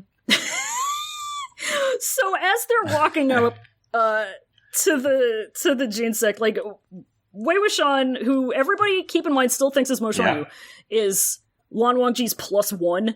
And as they're walking up, they like look at these big like paintings of like all of the triumphs of members of the Jin sect. And we learn about why Jiggy is famous. Okay. So, oh God, okay, so Jiggy's backstory. So he was an illegitimate son of Jin Guangshan, who was the previous leader of the sect. That's why he didn't have the name initially. Okay. Right, yeah. Originally he was Meng Yao. And his mother was a sex worker. Guess how that came to be? His whole life, his mom was like convinced that someday Jin Guangshan was gonna come back and whisk little baby Jiggy away to the sect and, raise him to be a good, strong cultivator. And he never did that, because Jin Guangshan is a piece of shit. Who fucks all of the time and has kids everywhere. He's Robert Baratheon, okay. He's Robert Baratheon, yeah, he's Robert Baratheon. So eventually, little baby Jiggy's mom dies. And he leaves the brothel. He's being raised in the brothel. He leaves, and he's like, alright, it's time for me to live up to my family name and face full life Jin sect. And he goes to Lanling, he goes to the Jin sect's house, and he says, can I talk to my dad? Unfortunately, it turns out that he has come there on the day of Jin Zixuan's birthday, the legitimate heir's birthday. Good timing, yeah. And so they're having a big birthday party for their special boy. And Jin Guangshan is upset that this, his bastard is here to try to say anything or do anything. So he leaves him waiting for like 6 hours, and then eventually he comes out, and says, why are you wasting my time? Get out of my face. And he kicks little baby Jiggy down this huge staircase. And little Meng Yao says, okay, and he leaves. Eventually, I'll get through what happens in the interim in a minute, but later on, he becomes like a noted and celebrated war hero for infiltrating the Wen sect, doing spy shit. He joins and he joins the Wen sect. He feeds inside information about what they're doing to Lan Shichen. And that plays a huge role in helping them win. And then Jiggy is actually the one to kill the leader of the Wen sect. Okay. So he becomes this big, huge celebrated war hero. And Jin Guangshan kind of has no choice but to legitimize him after that, because it would look really bad if he didn't. Yeah. So, but he doesn't want to do that because having a child with a sex worker is bad for culture reasons. Okay. So he doesn't want anybody. Yeah, he under other circumstances he would keep this child in the dirt, but he has to legitimize him. But to get around that, and here's why his name is the way that it is. So Jin Guangshan says, okay, I will legitimize you, but one thing you gotta know about Chinese names is that sometimes there's what you call a generational name. And a generational name is like, this is so complicated. So, you'll have, like, a set of syllables, and usually they like spell out like a poem. And each generation of a family, like the boys or whatever in each generation of a family will have one of those syllables in their name that like indicates what generation they're in. Right. So for example, and this it ties into like heredity. In like order of succession. Yeah. So Jin Guangshan, his generational name is the Guang in his name. Jin Zixuan, who is his son, his generational name is Zi. And then after that is Ru. We'll get to that. But so okay, so you spell out the order of succession in the name. Exactly, yeah, okay. Exactly. So Jin Guangshan says, okay, I'm gonna legitimize you, but fuck putting you into my order of succession. That's for my special boy Jin Zixuan. I mean, how would they even do that? Like, wouldn't like all the people down the line of succession need to change the name if we like put someone in there in the middle? Well, here's the thing, because it's not exactly 1-to-1 order of succession by that syllable. It's like what generation you're in. All right. So if he were to If Jin Guangshan put Jiggy in the place he would belong, he would be Jin Ziao. Okay, so it would be on the same level as his like legitimate half brother. Okay. Exactly. Yep. But he didn't do that. He said, "I'm going to give you the name from my generation, okay. so that when I die." It gets to the next generation. You're like right. My generation has had its chance. Okay. It is gone. It is time. Yeah, it is the time for the boys of Z to rule. So you're not getting it. So this is. I'm giving you this name. I'm not giving you a new syllable at the end of it. I'm just giving you the Yao that you've always had. Because I'm being lazy. So your name is a joke on you, basically. Okay. Your name, I'm giving you a name that is owning you. Okay. I'm giving you a name that's already outdated and also not the new one. Yeah. So he gives him this name, whatever. He is a legitimate member of the family, but he's just kind of being owned the entire time. But so didn't work out, huh? Jiggy has didn't work out. Jiggy has since he was back during the war, he had been feeding information about the Wens to Lan Shichen. So he had they were buds. Jiggy and Lunchy-chan. They were buddies. They're still really good friends. They also both had like really strong connections with Niming Dui. So the three of them did what's called becoming sworn brothers. And the three of them were all like, all of them had become like celebrated war heroes by the end of this whole thing. And everybody in the public called them the Venerated Triad. These are our three special boys of the war. And Jiggy is the only one that we have proof of, out of the three of them, who ever fucked. That's his claim to fame in the tribe. Yeah. His claim to fame is he fucked. He's married, he has a wife. At one point they had a son, but he died when he was really little. It was a very traumatic death. He was murdered by some guy from some other sect. Whatever. Don't worry about it too much. But basically it led to his wife being like too sad to ever have another kid. She just doesn't even want to try. But whatever. They go in and just everybody, there's just like a lot of schmoozing and mingling for a while. Wei Wuxian and Lan Wangji, like, they meet Jiggy. They find Jin Liang, like, being bullied by his cousins because all of his cousins, like, Jin Liang has no friends because he's rude and bratty and spoiled. He just has a terrible attitude about everything. And Wei Wuxian feels really bad about this, but he watches this happen and he kind of stands up for him. And then, Wei Wuxian turns into Flat Stanley. They're staying in the room that has been allocated to Lan Wangji for the time that they're staying here. And, Wei Wuxian just gets out a piece of paper and a pair of scissors and just starts doing arts and crafts, like, apropos of nothing. But what he's doing is he's cutting out a little man made out of paper. And what he's going to do is he's going to warg into the piece of paper and use this little paper man to do spying. So he does that. So he goes into warg mode. How is this like the obvious way to spy on someone? You know, it's the funny comedy way to spy on someone.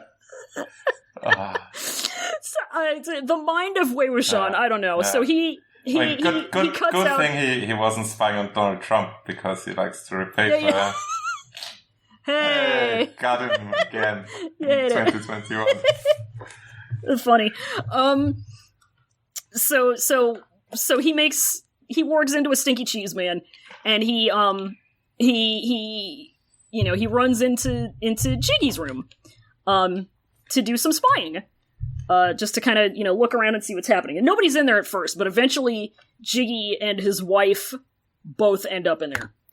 And Wei Wuxian bears witness to a very normal argument between a couple. So his wife comes in and she has a letter, and she's asking him, she's very, very, very distressed. Whatever is in this letter is just freaking her the fuck out. And she's asking him if what's in this letter is true, how could he not have told her, what the fuck is wrong with him, everything I know about you is a lie, all of this stuff. And Jiggy's just like, I did what I had to do, sorry about it. And eventually she gets, like, so worked up that he just takes her, he, like, uses magic to kind of incapacitate her, and he brings her over to this big mirror, and he just steps through the mirror with her. And Wei Wuxian follows them. Yeah, and so he's got this secret room behind the mirror. Little gene sect things, having a secret torture closet behind a magic mirror. No. So in this room he's got like a bunch of torture instruments that Wei Wuxian figures that he made those when he was working undercover for the Wen sect, because the sect leader of the Wens was a complete compelty psychopath. He was big into torture. Yeah. Big into torture. He loved to do it. Total freaking psychopath. And one of the ways that Jiggy was able to like win him over was by going, "Hey, I can make torture things. I know you like that." But so he's got torture items, and he's also got, like, treasure and stuff. Some of it's really, like, kind of weird. This is Jiggy, by the way. He is pequeño. We hate his hat. I like his hat. Gonna be controversial here. That's the valiant take. So he's got treasure. He's got, like, manuscripts that Wei Wuxian had written during his time as the Yiling Patriarch, which is when he was big necromancy man. Okay. Jiggy also has some real estate paperwork. He's got like most evil shit. He's a real estate guy. He's a landlord. Yeah, exactly. His biggest crime is he's a landlord. So Wei Wuxian, like, the real estate paperwork is for, like, some random property in, like, the sticks kind of out by where the Zhangs live. And so he's like, what the fuck is this? But before he can dwell on that too much, Jiggy starts being, like, really weird about some object that he has behind a curtain, and he's like, were you looking at me? And Wei Wuxian, you know, since he's paper, sneaks over there, and guess whose head is in there? It's our big man. It's our big buddy. His head is in there, and it's being, like, restrained by, like, some magic talismans, whatever they're supposed to. They have, like, calming spells on them, whatever. But this head, it is so fucking mad, and it is so mad that it drags the spirit of Wei Wuxian into basically, like, unintentionally doing the empathy spell. Yeah. And then we get a divorce flashback. So it's flashback time. Great. We're in Ni Mingjui's memories. This is back when he was the sect leader, and he finds a little Mengyao among his troops, and he is by a river being the I'm alone, nobody care me monkey. Because all of the other guys, he's just kind of joined the Ni sect's troops. He's just kind of, like, doing random errands, whatever. He's so he's low-level recruits, military guy at this point. Okay. Yeah. They haven't met up until this point. He's just kind of there. But NMJ sees him and he's like, what's going on, little buddy? And, little baby Jiggy, I'm still gonna call him Jiggy, whatever. He doesn't really say anything, and he's all by himself because, like, some other guys, other soldiers are, like, talking shit about him being the son of a sex worker and everything, and making fun of him, and, all this shit, and then, and NMJ doesn't like this. Because his whole thing is, like, who fucking cares where somebody comes from as long as they're doing their job? Yeah. You know? So he publicly stands for little Jiggy. And he's like, you know, he tells these guys to shut the fuck up and watch their mouths. Eventually he, like, promotes Jiggy to be his, basically his right-hand man. Because he's really good at his job. He's just a good boy.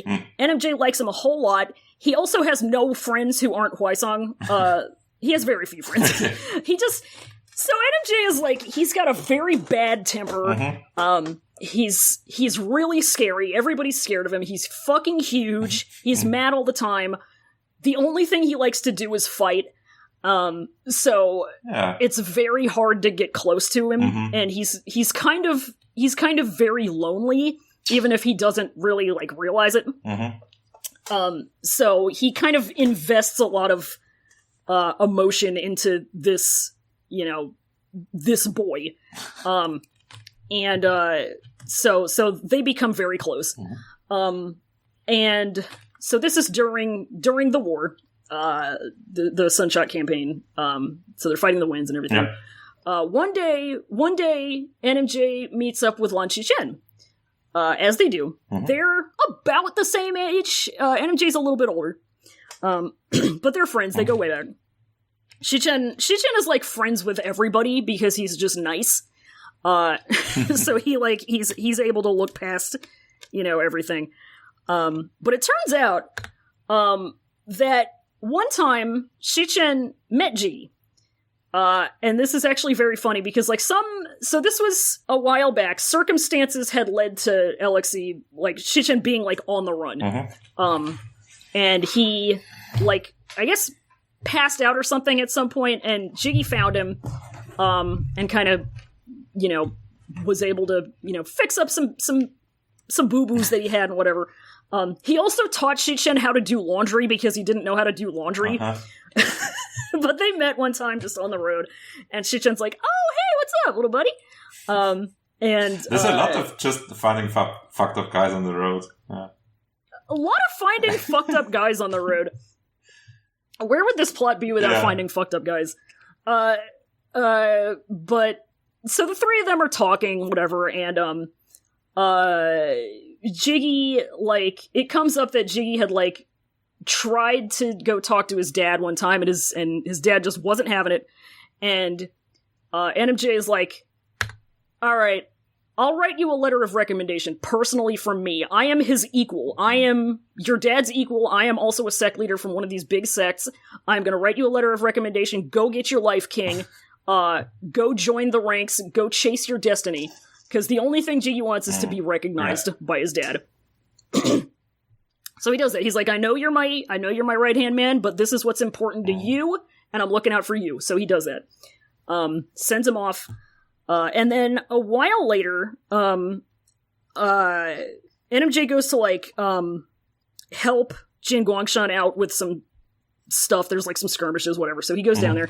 And while he's down there, he's like, oh, let me check in on my boy. So he's talking to Jin Guangshan. He's like, how's that Jiggy doing? And, Jin Guangshan is like, who? And NMJ is like, I beg your pardon? You just disrespected my letter of recommendation? Wow, fuck you, dude. But he's upset, so he's, like, trying to figure out what's going on. He eventually, he figures out, like, what kind of troop Jiggy is serving in, because he's in the Jin sect's, like, army now, but he, like, is just kind of basically back to where he was with the Nye sect, but in his dad's own troops. And so NMJ's looking for him, and eventually he comes across where they're, like, supposed to be stationed, but, and every problem in this novel would be solved if Jin Guangshan weren't a reprehensible human being, but whatever. But he comes across, a lot of blood, and then he finds a big old pile of bodies, and they're all wearing Jin robes, and little Jiggy is standing at the top of it, wiping some blood off of his sword. He has killed, like, all of his coworkers. And he's like, this is not the little Yao Yao that I know. What is this? So he's like, can you explain this to me?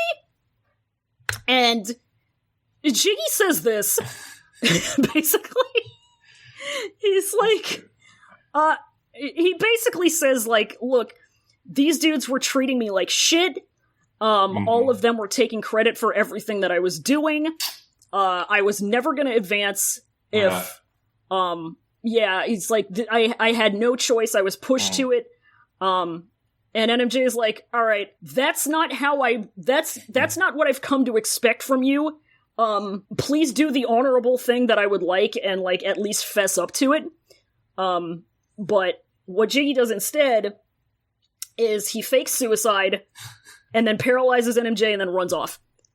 And from then on, NMJ is, like, severely wounded by this. He is so emotionally hurt. He is heartbroken. He's the real he never trusts all of this. Yeah. He is the real victim. He's so upset. He's literally, at one point, he says basically the words, never say to me the words Mengyao. And he's so fucking upset because this is, like, the first person outside of his family that he's ever trusted. Then it's like, then nobody really hears anything from Jiggy for 3 years, I think. 2 or 3 years. It's getting to the end of the war, and NMJ and his, like, main troop has been captured by the Winds. And they are in the palace, and their sect leader is, like, gonna torture and kill them. And who should walk up wearing some Wen robes but Jiggy? And he does, I know, you know I had to do it to him. And he does some taunting, and NMJ is like, oh, you little motherfucker. And, but it turns out that it was an inside job. Yeah. Actually, Jiggy is doing intel, but he does, before he reveals that, he does kill every single other one of the cultivators that are there with NMJ. So those are like his main guys, and all of them get killed. And Jiggy's basically, his justification is like, I had to! What was I gonna do? I was still undercover. And so Jiggy then also kills the Wen sect leader, his sugar daddy, for clout and peace. Yeah. And then he becomes, whatever. NMJ spends the next rest of his life saying, I don't trust like that. So then, like, not very long into peacetime, Shichen is the one who says, hey, you two have a very damaged relationship.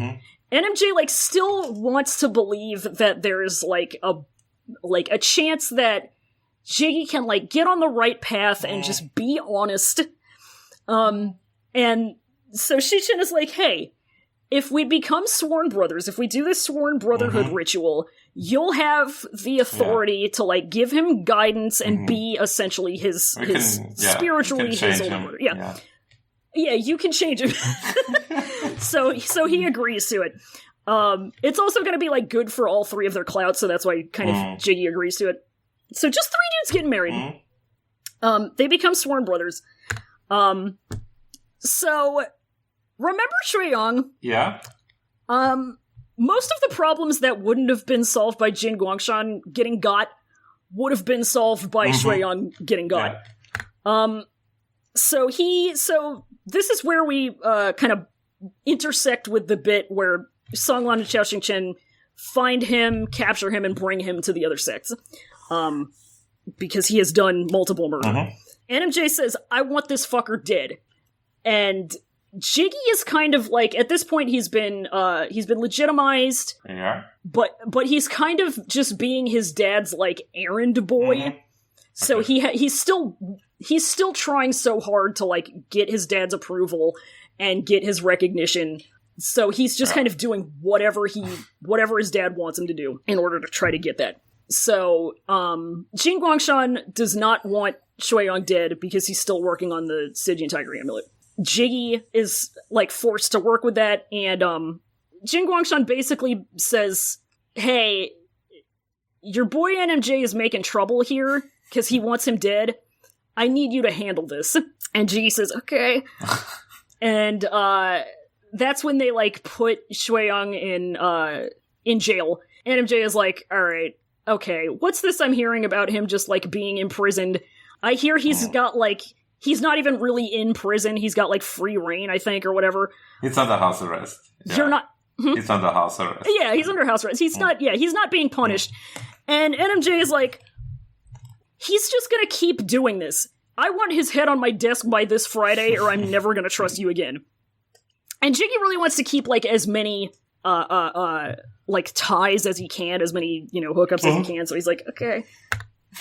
So... Amogus. One thing that keeps happening during all of this is that Shichen keeps coming in right when NMJ is at his angriest.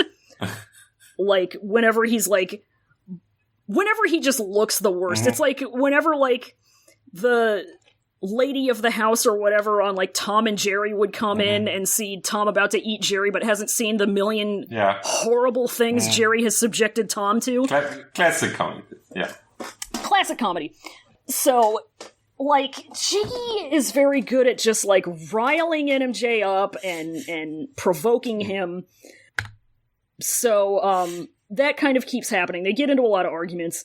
NMJ, unfortunately, this is his one big failing, is that he has a heated gaming moment where he's arguing with Jiggy, and, Jiggy basically puts it on the table that he thinks he's better than everyone else, and he's, like, worked hard enough and worked long enough that, like, he deserves everything he's worked for, and it doesn't matter what anybody else wants. Everybody else can die for all he fucking cares. And, NMJ's like, oh, you think you're that much better than everybody else? And Jiggy says, yeah, I do. And that just pisses NMJ off for the last time, and he kicks him down the stairs just like his dad did. His dad had, and he also says a disparaging, very sex worker unfriendly thing about Jiggy's mom, which you do not do. So that's when Jiggy says, okay, all right. But he doesn't let him know this. What he does say to NMJ is, hey, let me play you some lo-fi beats to avoid chi deviation by.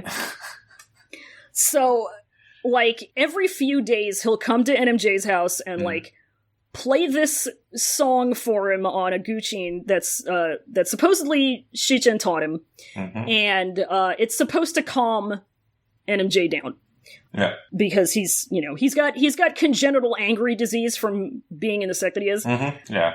So don't want to become Sword. Yeah. Right. Yeah. So supposedly Jiggy is helping him out. So, like I said, he's going over to his house every few days. One day, so Hwaesong is very good at avoiding saber practice. He does not want to do it. He will never do it. Can relate. He complains all the time. Yeah. It's like, no, I don't want to. I don't feel good. My tummy hurts. And I twisted my ankle yesterday. Yeah, it's still kind of sore. Yeah. I don't know. The sun's in my eyes. And NMJ just wants him to try because he's so scared that, like, Hwaesong isn't going to have some way to defend himself if anything is going to if anything happens to him. He's a very protective big brother, and he doesn't want Hwaesong to just be left defenseless. And but instead of, like, communicating that in, like, words, he communicates it by getting frustrated and mad. Just being a man, yeah. So unfortunately, Jiggy comes over to do his magic music playing one day, and Hwaesong has just made NMJ very mad, and then Jiggy comes over, and that makes him even angrier. And both of those things combined just kind of like get him on his last nerve, and he orders his guys to like burn all of Hwaesong's stuff, all of his hobby things. And Hwaesong says fuck. He goes into this big speech about, like, I don't want to do the saber. I don't like it. Fuck your sabers. And then not too long after that, NMJ, like, comes across Jiggy talking to Shichen and, like, talking about how mean NMJ is to him and all this stuff. And, like, right before that, he had been talking to NMJ about, like, oh, you're so nice to me. You know, you're so merciful. You're giving me such, you know, so many chances. I really appreciate it. And then he turns right around and says to Shichen, it's so mean to me. And that just does it. That is the last time. And NMJ is just like, all right, that's it. I'm about to smash. So, unfortunately, this is where he dies mad about it. He gets so mad that he starts hallucinating everybody in his path as Jiggy.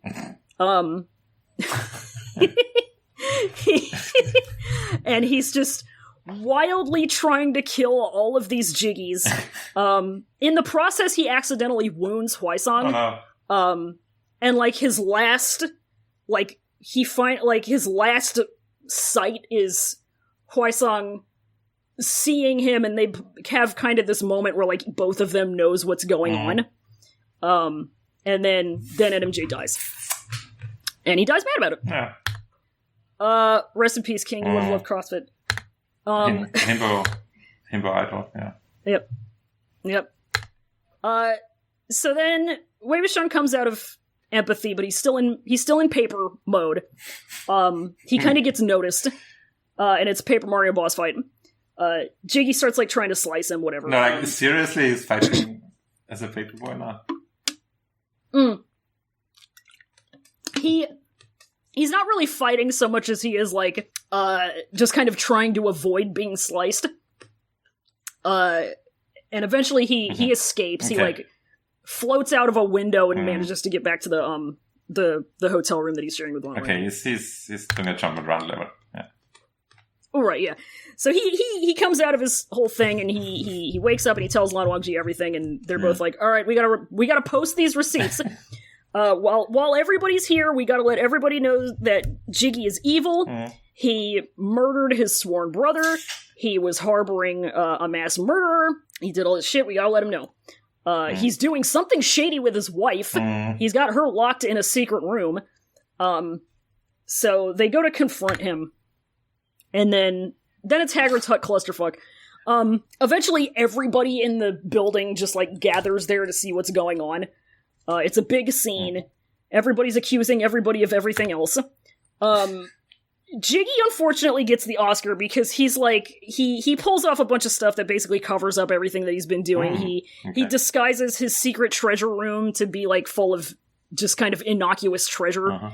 And he's like, he, like, accuses, because at this point everyone still thinks Wei Wuxian is Mo Xuanyu.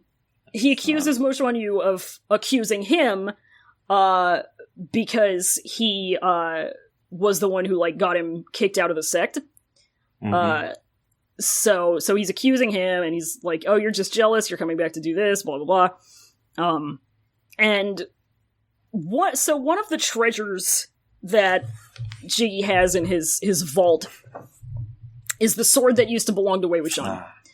And he just kind of came into ownership of it after Wei Wuxian died. And this is the sword that has the stupid name. Its name translates basically to whatever, because when he first got it, he couldn't think of what to name it, so he was like, I don't know, whatever. Yeah. And then Dad Zhang Fengmian said, okay, and just got that name engraved on it, so that's what its name is.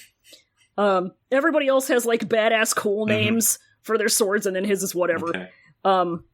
So like I said, swords are, like, tied to people's spirit or whatever.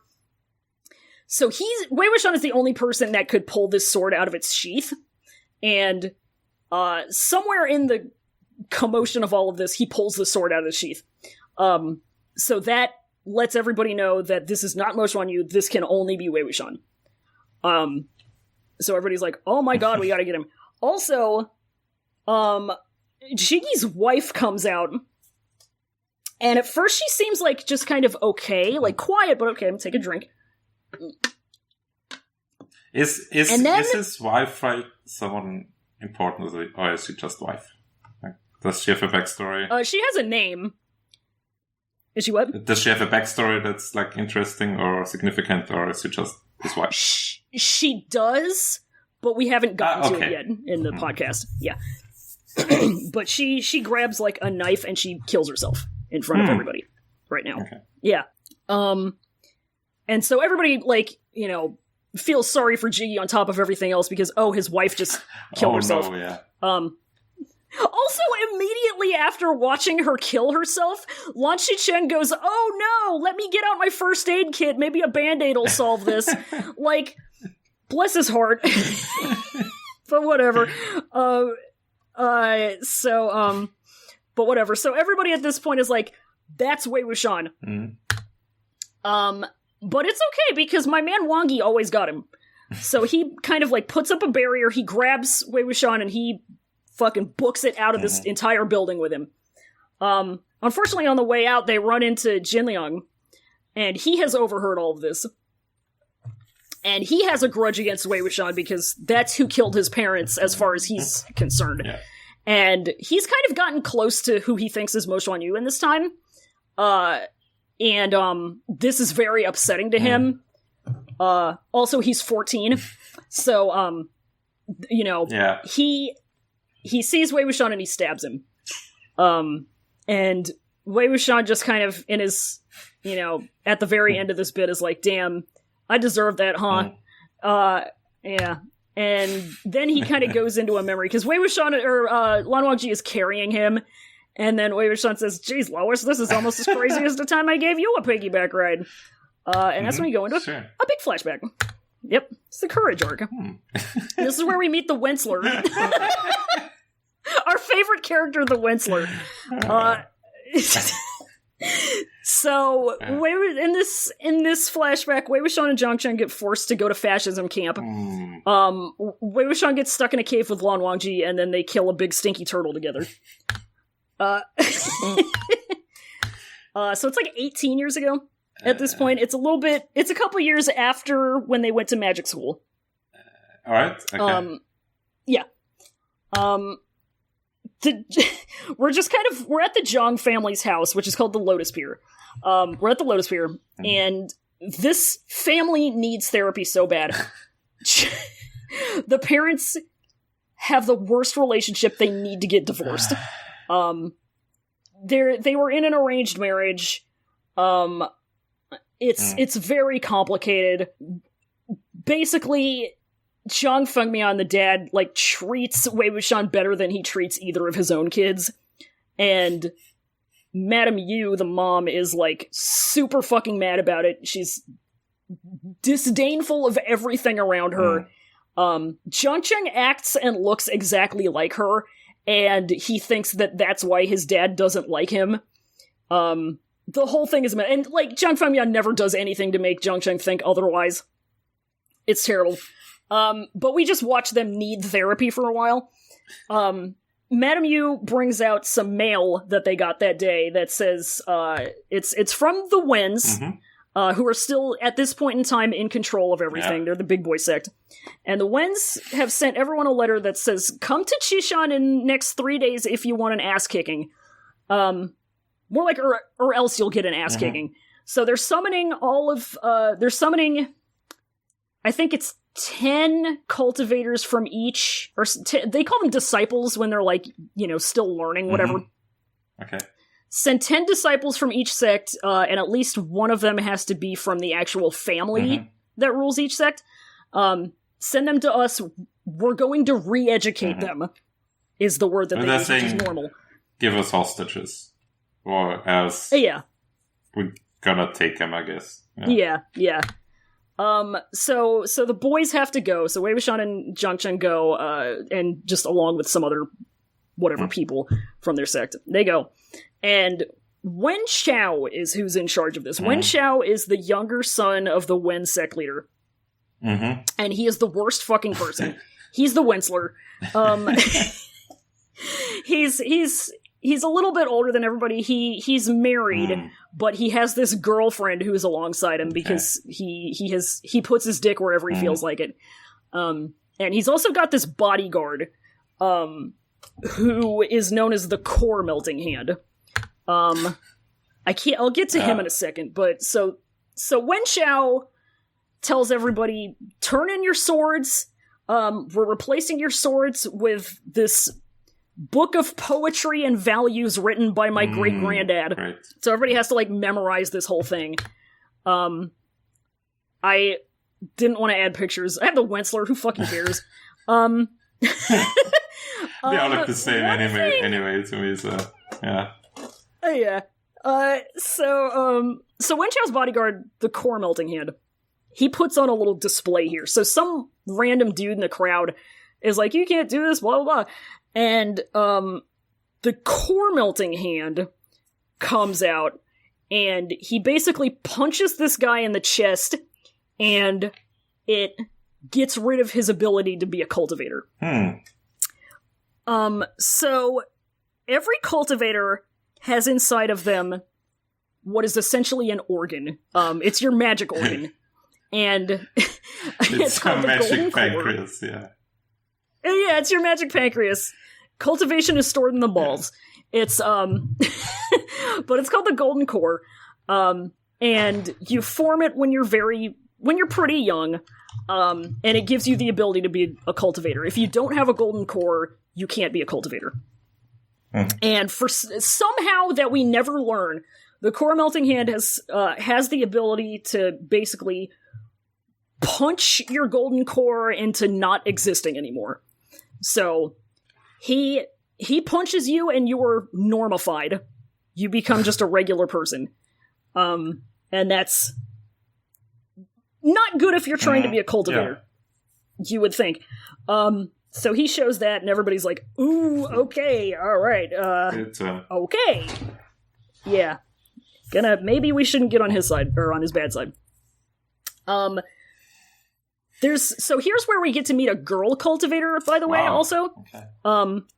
I don't have a picture of her, but her name is Mian Mian. I didn't include a picture just because I was being lazy and sleepy, but she's there with everybody else, and Wen Xiao sees her and tries to do assault on her. And Wei Wuxian steps in, and also plays an epic joke on Wen Xiao in the process. But whatever. So we'll talk about her a little bit more in I think the next slide, possibly the slide, whatever. So one thing that Wen Xiao keeps having everybody do at fascism camp is he's having them go on hunts for like magic creatures, so that he can steal the valor. He's basically going to have them, weaken whatever it is they come across, so that he can deal the finishing blow and get all the credit for it. Get all the XP. Yep. Yeah.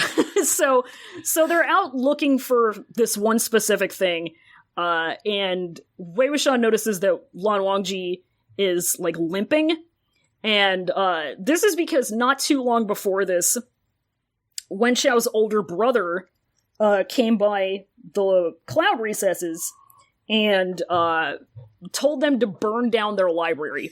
And they didn't want to do it. Yep, they put up a big fight. Wangji's leg got broken in the process, and other things that happened were Lan Shichen went missing, and their dad got like really badly injured. So the Lans are not doing well right now. Wangji is not Wangji sad. And Wei Wuxian decides to be annoying about it. He's trying to be benevolent troll face, but Wangji not in the mood. Whatever. Wen Xiao, like I said, he narrowly avoids horny jail. So they end up in this like underground cave where this big monster is supposed to be. And they're just down there for a while and nothing is happening. And everybody's like, what the fuck are we down here for? And Wen Xiao is like, okay, well, we need to lure this thing out. Let's cut somebody open and spill their blood so it'll attract the big monster so I can kill it. And his girlfriend is there and she's super jealous.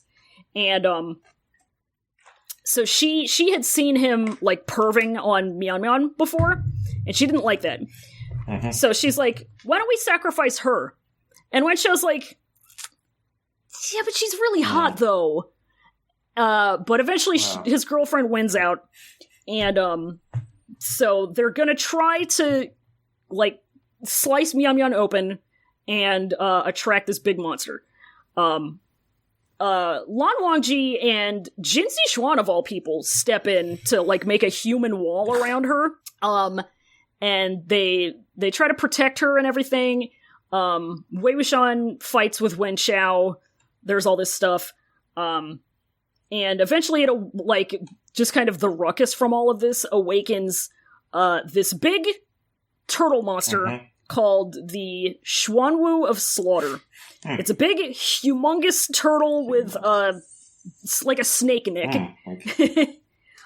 And it's basically made out of resentful energy, and it's filled with corpse sludge. Okay. Yeah, it's nasty. Why is it there? Just had some corpse sludge around. I forget where it came from in the first place. It's just like a magical creature. Who knows where they come from? But this one was like, so a normal Xuanwu is like a sort of a deity, kind of. But this one, something happened, something went wrong in the process of it, like, trying to get to the point where it would become divine, and it became evil instead. Okay, so it's a demon thingy. Yeah. Right, yeah. And everybody who's tried to take it on in the past, has died. And, but it did manage to, like, get basically imprisoned underground, and it's just been down there for, like, some 100 years. It's a Dark Souls boss. Yeah. It's in its chalice dungeon. So, whatever, so it's down there. The Wens, like, this thing's very big and scary. The Wens just, like, fuck off at this point. Wen Xiao says, alright guys, let's leave. And so they fuck off, they get out, and then they seal up the only exit, So everybody else is left behind. And whatever, shit happens. Don't worry about it. The details aren't important. Everybody gets out except for Lan Wangji and Wei Wuxian. They stay behind. So what if there's only one cave? So it's just them and the big turtle in this cave. And they do some bonding. It's kind of uncomfortable. Wei Wuxian feels really bad for Lan Wangji and, like, everything that he's going through right now, because he, like, actually shows some emotion for once. He's very stoic. He's very hard to read. And he actually shows some emotion that he's, like, clearly very stressed and upset and worried about what's going on at home and everything. And, but eventually they come together, and they managed to take down the big turtle. Successfully, yeah, but Wei Wuxian gets, like, really badly hurt in the process. And Lan Wangji, just to, like, kind of soothe him and, like, kind of get him to sleep, because he's being very restless, because he's annoying. Lan Wangji just, like, kind of Wei Wuxian is like, sing me a song, and so he does, and he makes up this little song in the moment. And if you watch the animated series, real Modao heads know that, so remember at the very beginning when Wei Wuxian makes a flute and plays it, and he manages to calm down rampaging zombie Wenning, and and Lan Wangji grabs his wrist and is like, excuse me? Oh, it's that song? It's the same song. Okay. Yep. So that's how he knows. Because these are the only two people who have ever heard this song. So that's the only way he would have known it. So that's that arc. Then it's the Poisons arc. And this is where the Zhongs reveal themselves to be the Van Houtens.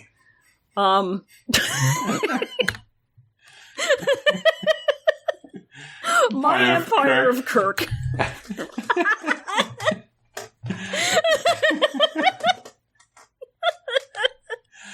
It never gets old.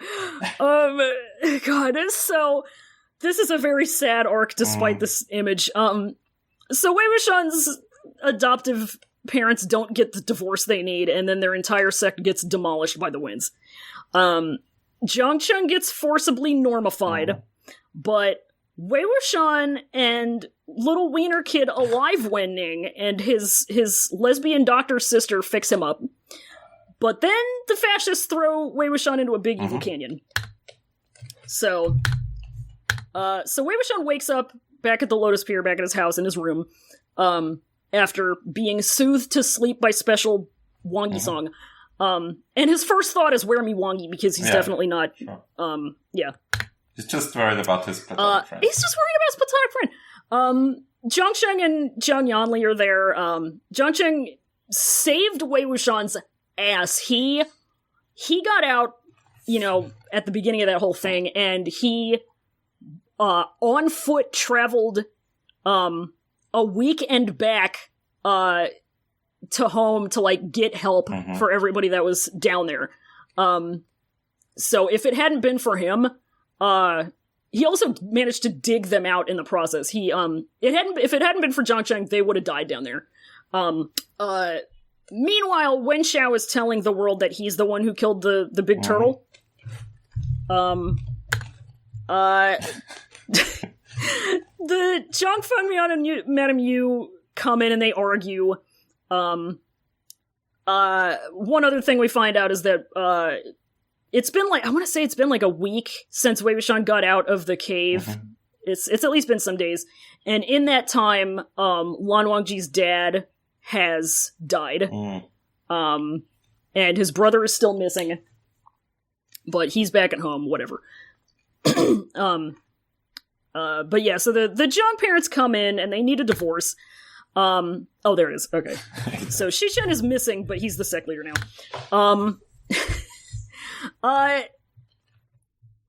So then it's like a little while later, after that, another like a month or something, and one of the younger boys from the sect has been taken, by who we find out are Wen people. So Zhang Fengmian, dad, is out on like a business trip, so mom's in charge. Which she always is anyway, because Zhang Fengmian is like, I'm sorry to call him a beta, but he's a beta. Madame Yu is like... She's running the show. So she's girl boss. So she's in charge, and she has to meet with whoever's like in charge of these Wen guys. And it turns out to be Wen Xiao's girlfriend. Here it is. Conveniently, Zhang Fengmian is off in his divorce boat. Probably just a coincidence that the Wens are here right now when he's not there. So Madame Yu meets up with Wen Xiao's girlfriend, and they discover things, or they discuss things, and Wen Xiao's girlfriend is saying, like, we're gonna take the Lotus Pier, and we're gonna turn it into, a supervision office, so we're gonna be in charge of it, and you're gonna be, you're gonna be our good underling, and Madame Yu is not about to have it, so they fight. Wen Xiao's girlfriend's name is Wang Lingjiao, whatever. She calls in reinforcements, and who would have thunk that like a huge battalion of Wen guys are here, just waiting? Yeah. So she calls them in. Lots of shit breaks out. Wens basically invade the Lotus Pier. Madame Yu fights people off on the way to leading Jiangsheng and Wei Wuxian out to a little boat. And she, right now she owns the whip that Jiangsheng has later. So she, ties them up with the whip, secures them so they can't move, and pushes them into this boat. She's like, Wei Wuxian, this is your fault, I'm not gonna forgive you, but you look out for my boy. And Jiangsheng is like, Mom, what are you doing? And then she, pushes the boat off. Why does she say it's his fault? I missed that. Because she kind of... She just doesn't like him. She doesn't like him. She kind of blames him for a lot of familial things. She resents that her husband treats him better than he treats their own kids. There's also some stuff about, people talking about Wei Wuxian being, an illegitimate love affair baby of Zhang Fengmian and Wei Wuxian's mom, because they had a history, whatever. But it's all of it's uncomfortable. But she sends them off in this boat, and then she goes off to fight. And they're restrained in this boat, and Jiangsheng gets custody of the cool whip. Dad gets home right in time for fascism to win. And the Lotus Pier gets burned, it gets overtaken by the winds. Jiang parents die. They would have loved alimony, rest in peace. Wei Wuxian and Jiangsheng, eventually are able to, break free of the whip restraint, and they, paddle their way back to the Lotus Pier. And, they're kind of trying to hide out, but, they almost get caught, but a nice little Wen boy covers for them. They manage to escape again. Not all Wens. Not all Wens, yeah. Not all Wens. A few days later... not all Wens, yeah. A few days later, Jiangsheng and Wei Wuxian are, in some random city, and they're basically, on the run. They're wanted. There are posters out looking for them. Jiang Yanli was not there at the time that all of this was happening. She was, out visiting, relatives. So they have to, they want to try to find her and meet up with her. So Wei Wuxian is, kind of trying to hold it together, because Jiangsheng has just watched his parents die, and he's, he's feeling some kind of way. So Wei Wuxian is like, we gotta find her, and Jiangsheng says, I'm about to be real stupid, though. Because Wei Wuxian goes to, just get some snacks for them, and, in the time that he, leaves Jiangsheng just sitting in an alley for, 4 minutes, Jiangsheng runs off and he goes back to the Lotus Pier. And Wei Wuxian chases him back. Yep. And he runs into the nice little Wen boy from before. And guess who it is? It's our friend Wen Ning. He's here. This is what he looked like when he was alive and not a corpse. He was a sweet little boy. And he actually remembered Wei Wuxian from a time when they were at another discussion conference, and Wenning was like very, very, he has anxiety. He was doing archery by himself, and he was very good at it, and Wei Wuxian complimented him. Then Wenning got, like, publicly owned by the rest of his family because, like, he had test anxiety and couldn't perform in the moment, and Wei Wuxian was still, like, really encouraging towards him, so Wenning, like, really appreciated that, and he remembered that. So, Wei Wuxian was like, oh yeah, I do remember you. And Wenning, like, brings Wei Wuxian to where they have Zhangsheng. And he is, like, in a shitty little shack closet thing, and he's beaten to shit. And the core melting hand has gotten him, and has melted his core. He does not have his cultivation organ anymore. Just a regular boy. Just a regular boy. And then Wending's cool sister busts in, and she is basically an ancient Chinese vampire times medical school. And this is her.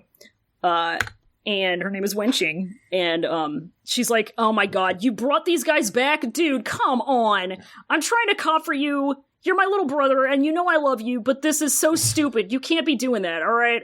But then she's like, okay, fine, they can stay here, they have a week. Because all of this, I'm in charge right now, and everything's gonna fall back on me if any of this gets found out, so be careful. And Wei Wuxian is like, thank you, I just want to figure out what's going on with my guy here. Zhangsheng kind of wakes up, and he's upset that there are Wens in the room, and he knows he's undergone forced normification. Wenqing knocks him out because he's just being, like, unreasonable, and he does a Joker laugh, and so Zhangsheng spends a few days, like, knocked out, and in that time Wei Wuxian comes up with an idea. He remembers that his mom's teacher, Baoshan Sanren, remember her? Yeah, on the high up on the mountain. Yeah. She can do all kinds of magic stuff. So he's like, okay. So when Zhangsheng wakes up, Wei Wuxian is like, I'm going to take you up to Baoshan Sanren, and she's going to get you a new golden core, and you'll be able to get revenge, and you'll be able to rebuild your sect, and it'll all be good. After they, have to leave, they do that. He takes him up to some mountain that he says is, where Baoshan Sanren is, and he blindfolds Zhangsheng, gives him, like, a walking stick, and is like, all right, go up there. When you get up there, tell her you're me. Okay. Because she's not going to do anything for you if you're just some guy from the Zhang sect, but if you're her student's kid, she'll help you out. So tell her you're me. So he sends him off, and then Wei Wuxian is just going to, like, wait in the town at the foot of the mountain for him. And while he's down there, he gets ambushed by Wen Xiao and his boys, and they kidnap him, and they take him off to the Yiling Burial Mounds, which is this big, nasty landscape where it's just basically been, like, a corpse dumping ground for years and years and years. So it's just got, like, nothing but resentful energy in it. Very bad vibes. This place. Right. Really bad vibes. Literally bad vibes. Bad vibes. And so Wen Xiao is like, yeah, once you get kicked down here and you die in here, even your soul's never going to escape, so LMAO, get owned. And then he does popular meme of 2014 yeet and throws him into the burial mounds. Then it's the evil arc. And this happens. You know what time it is. Wei Wuxian comes back Joker-fied, he kills a ton of fascists, and he has invented necromancy. So it's 3 months later. Wen Xiao's girlfriend is having nightmares about Wei Wuxian coming to get her. Wen Xiao tells her to shut up. She decides she's gonna pack up and leave, and then she gets attacked by a zombie baby. Bunch of spooky shit starts happening. And, Wen Xiao gets scared of it. And then we cut to some other shit. Zhangsheng is back, baby. He's good again. ow! And he's trying to solve a necromancy mystery with Lan Wangji. Somebody has been, like... somebody has been killing Wens all over the place, and they're leaving these, like, weird, reversed, twisted evil talismans everywhere that, like, aren't supposed to protect against evil, they're supposed to draw it in. Okay. And they've never seen anything like this before, and they don't know what's going on. They follow kind of this trail of dead Wens, and they end up at, like, basically an abandoned post office. And the core melting is there, and he goes inside, and he's got Wen Xiao in there, but Wen Xiao is the Eraserhead baby now. He is, like, wrapped up in blankies, and he has been flayed alive. But he's still alive. Cool. He is missing, like, big chunks of his flesh. And he won't eat meat. The core melting hand, his real name is Wen Zhulu. He is trying to feed him, but Wen Xiao is like, don't make me eat meat, please don't. Because it's implied that he, like, was forced to eat his own. Okay. Yeah, good old auto-cannibalism. So Zhangcheng and Lan Wangji are, like, about to hop in and, like, kill them right then and there. But then the Joker comes in, Mr. Wei Wuxian comes in, and he is so sick and twisted. He is extremely evil. Magic trick. He comes in, so he's the one who's behind all of this. He's been doing torture against everyone he can get his hands on. He is so fucking mad, and he's here to, like, finish off his revenge. And Zhangcheng and Lan Wangji are like, whoa, dude. Zhangcheng loves it. He's like, this fucking rules. Yeah. Get their ass. I want to see them suffer. Yeah. I don't care what he's doing. Get their Revenge ass. Revenge is good and all is worth it, and nothing bad comes of it. Yep. Meanwhile, Lan Wangji is like, this is not going to end well. The more you use the evil energy, basically the worse off you become. It, like, affects your mind. It makes... it gives you depression. So Lan Wangji's like, I don't like this. That's not my sweet boy. He's being evil. Whatever. So he kills Eraserhead baby Wensler and the core melting hand, and then Lan Wangji says to Wei Wuxian, because another thing about this is that the fact that he has invented necromancy is going to make him a target. Yeah.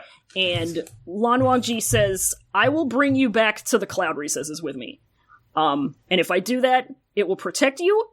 Nobody will be able to get you, because I will be protecting you. And he says, nope.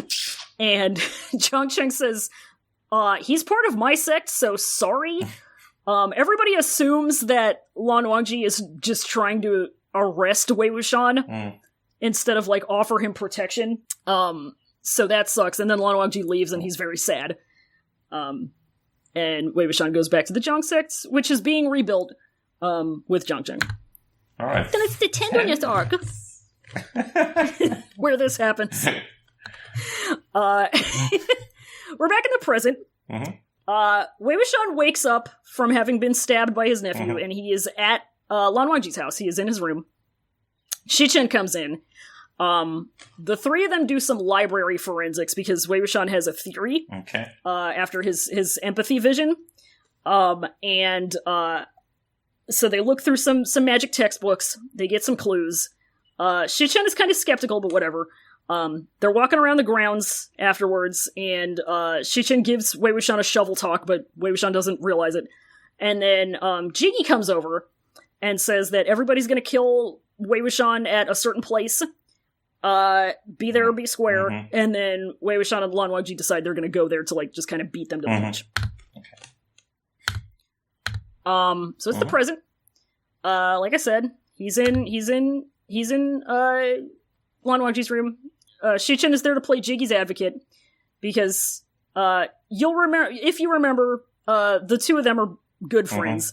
So he's kind of like, he's giving them some credit. He isn't trying to, like, brush off their concerns without good reason, but he's also like, I mean, Jiggy's my best friend. I've only ever known him to be a good person. I know all the circumstances behind why he did all of the things, most of the things that he did. I can't, I'll help you out, but I can't confirm that I believe you until I have, like, literal actual proof. So, Wei Wuxian says, I have a theory, about how he killed NMJ, and it was secret music magic. So they go to the lawn. Yeah, exactly. So they go to the lawn sect's like secret library where they have like a bunch of secret magic music hidden. And they find one particular book that has like a page torn out of it. Wei Wuxian plays a bit of the song that he had heard Jiggy play for NMJ in the empathy thing, and it doesn't sound right. And it's because it turns out that Jiggy had, like, replaced a bit of an actual song that's supposed to calm you down with a piece from a song that makes you go insane.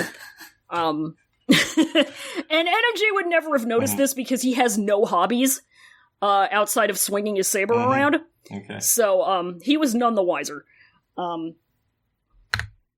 So they figure that out, and then Lan Wangji's like, alright, I'm gonna go, talk to our uncle, about some magic stuff, whatever, I forget exactly what it is, but he's gonna go talk to him, and Shichen and Wei Wuxian are, like, by themselves, and they walk past this weird little house on the property, and Shichen gives Wei Wuxian mom lore. God, do I want to get into this whole thing. The Lan parents' relationship was incredibly fucked up. I'm just gonna say that this amounts to, like, him saying, like, hey, please don't break Wangi heart. But Wei Wuxian doesn't realize it because he doesn't have any idea what's going on. He would never believe that Lan Wangji would ever have feelings for him. So then Jiggy comes by. And he is in possession of this little, like, gizmo that's supposed to, like, it's basically a key. It's supposed to, it's like a copy of Lan Shichen's house keys. It's supposed to, like, allow him passage into and out of the cloud recesses whenever he feels like it. And, it stopped working. So he's coming by to return it because he's like, well, I see when I'm not wanted. That's fine. And so he gives it back, and he's pleading emoji face at Lan Shichen because he's like, I thought you liked me. But, Shichen's like, I mean, sorry about it. Because he, like, basically made it not work anymore when, Shichen and, when Wangji and Wei Wuxian showed him, you know, kind of everything that was going on. But he kind of doesn't really know what to say here, so he just kind of stays quiet.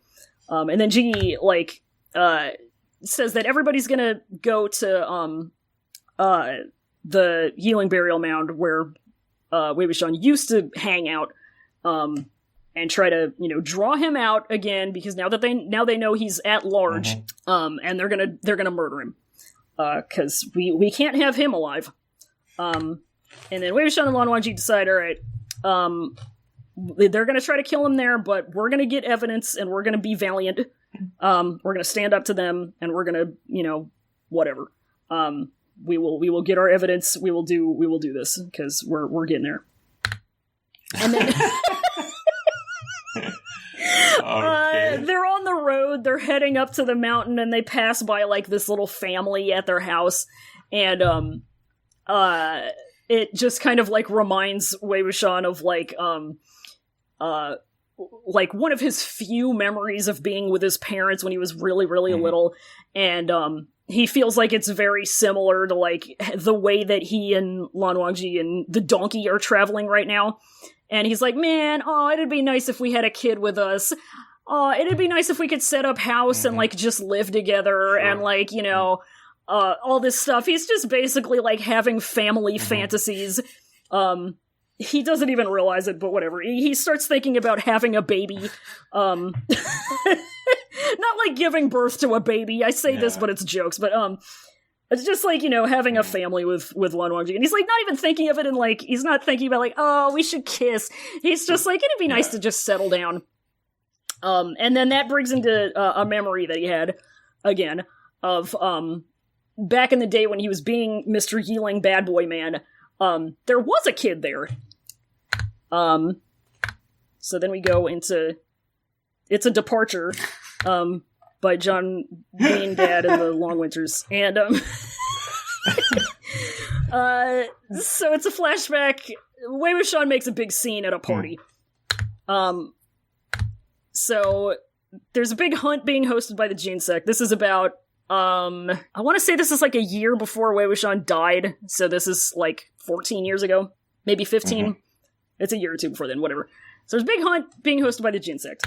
Wei Wuxian showboats in front of everyone, especially Jin Zixuan, not Jin Zixuan. Their names are very similar. Jin Zixuan is Jin Zixuan's horrible cousin. This guy fucking sucks. Basically, Wei Wuxian gets, like, triple dog dared into, like, doing the entire hunt blindfolded, and he says, okay, I will! Just gasping dudes. Yeah. So he's blindfolded. Yeah. Somebody sneaks up on him and kisses him while he's blindfolded, and when he takes the blindfold off, the only thing he sees is Lan Wangji punching a tree. And then, the two... Huh? No. Yeah.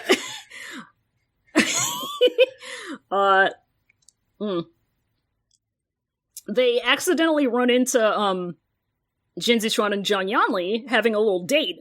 And Wei Wuxian is still like at this point where he's like, oh, man, fuck Jin Zixuan. He's not good enough for my cool sister. And he crashes it because he thinks Jin Zixuan is being rude, which he kind of is, but he's more just being tsundere at this point. We get some backstory about them, and, like, in the time since Wei Wuxian punched Jin Zixuan for talking bad about her, he's kind of come around to see, like, that she's actually a really good and cool person, and, he kind of, like, has a crush on her now, but he also just kind of doesn't really know how to show it. So this causes a scene, and everybody comes in, and it's another clusterfuck. Wei Wuxian looks bad because everybody thinks he's cheating because he can do necromancy. But Zhang Yanli is like, look, it's fine. Nobody said there's a rule about, like, how much you can, rake in on one of these hunts. Mm-hmm. So sorry he's killing all of the prey, but sorry he's also the best at it. Sorry my brother's epic. So she, like, manages to, like, smooth things over for the time being, but the Jiang sect is, like, not looking good right now. Wei Wuxian is kind of making them look bad. Later he's at home and he's acting like an idiot. He does some dumb stuff, and then he, like, runs into somebody at a snack stand. And this is the second to last arc that we're in. So yep, almost done. So recklessness arc. Wei Wuxian makes a scene at another big party. Because Wen Qing can't find her brother. Yeah, Wei Wuxian gets the Jins to admit that they're running a POW camp, and it turns out that Wen Ning has died there. So Wei Wuxian turns him into a zombie, and then he steals and harbors zombie Wen Ning and Wen Qing and their grandma and a baby and some other relatives, and he takes them to the Yiling burial mounds and just hides them there and hangs out with them. And Zhang Shen gets mad at him for it, and Wei Wuxian says, then I will simply leave the Jiang sect and not make you look bad anymore. So Wei Wuxian just storms... Yeah, go on. Yep. Okay. So Wei Wuxian just storms into the Jin's house. Nobody likes this. Everybody's mad. Remember a million chapters ago when I said, hey, remember, put a pin in this guy Susha. I remember the name. He's I don't here. know his, the context here. He went to school with everybody. He went to magic school with everybody else. Okay. So he has started his own sect, and he's at this party, and he kind of gets lost because the Jin's house is, like, really, really big and complicated, and Jin Zixuan starts, like, making fun of him for it, but then Jiggy comes up and, like, compliments Susha and, like, cops for him, and he's, being very nice to him and, kind of telling Jinzi Shun off. And, this is when Susha starts simping for Jiggy, which is going to be a bigger deal later. But he is full simp immediately. He imprints on him. Jinzi Shun sucks. Wei Wuxian comes in and he says, "Where are you hiding the winds?" And Jinzi Shun had been, like, responsible for rounding up a bunch of, like, Wen refugees, because this is after the war. Okay. And so, like, the Wen sect proper is destroyed. It doesn't exist anymore. But there are, like, stragglers left behind. Not necessarily civilians, but, like, just, like, people who didn't fight. Who are, related to the main Wen sect and everything, whatever. So they're still out there. And, Wei Wuxian is like, "Where are you hiding them?" There's a big scene.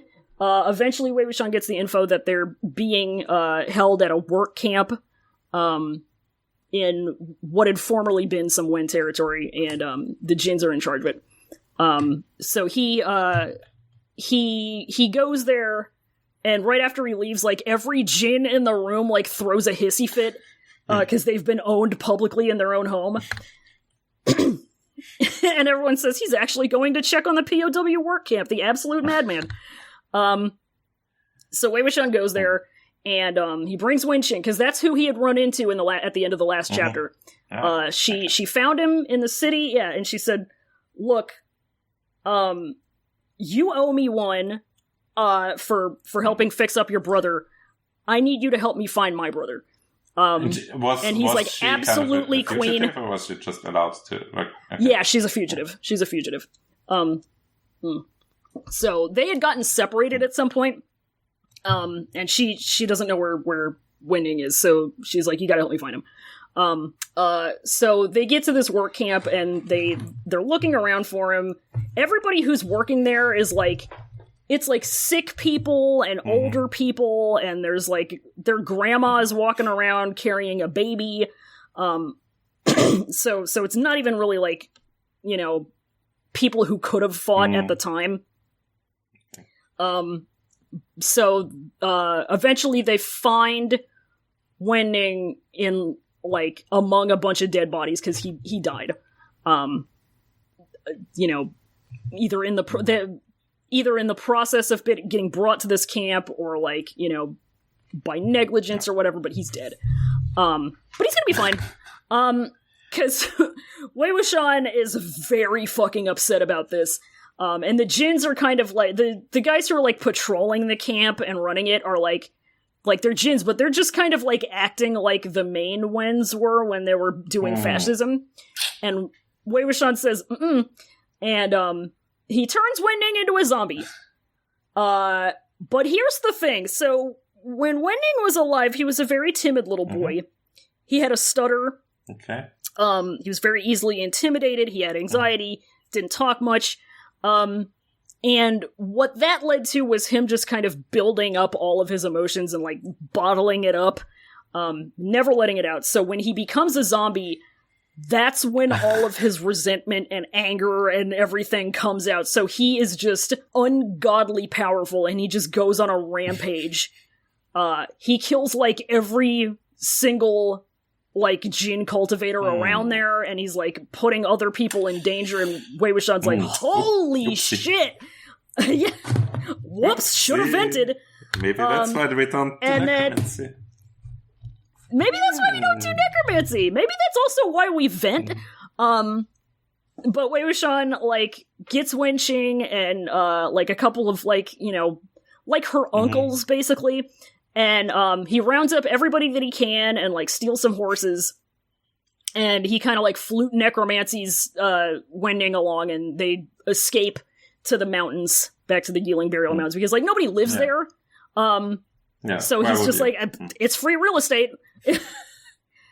And once they get there, they settle down, and, he finds a cave, and he keeps Wenning, like, restrained by use of magic in there because he's still feral. And if he gets out, he's going to go on more of a rampage. And they just settle down in there, and they start, like, building little houses. They try to do farming, but it's not working very well because the land is really shitty. But they're just trying to build some kind of settlement. And the rumor that results from this, because nobody knows the actual circumstances, nobody knows what type of people he has living there, people think that he's starting his own, like, necromancy sect. And everybody says to Jiang Cheng, all right, you gotta go talk to your boy. Go talk to him and see what's going on and get him to, calm down or whatever. So Jiang Cheng goes to see him. But it turns out that he's living in dirt in, like, houses made out of cardboard with grandmas and babies. And Jiang Cheng is like, this is not what I was led to believe. This is shit town. What is going on? Everybody hates that the enemy of the world, Wei Wuxian, is, like, harboring a WMD, which is Wenning. He is very powerful. He could do, if he manages to get control of him, he's gonna make some problems. But he also has some, POWs. So everybody hates this, and everybody wants to get Wei Wuxian because he's dangerous.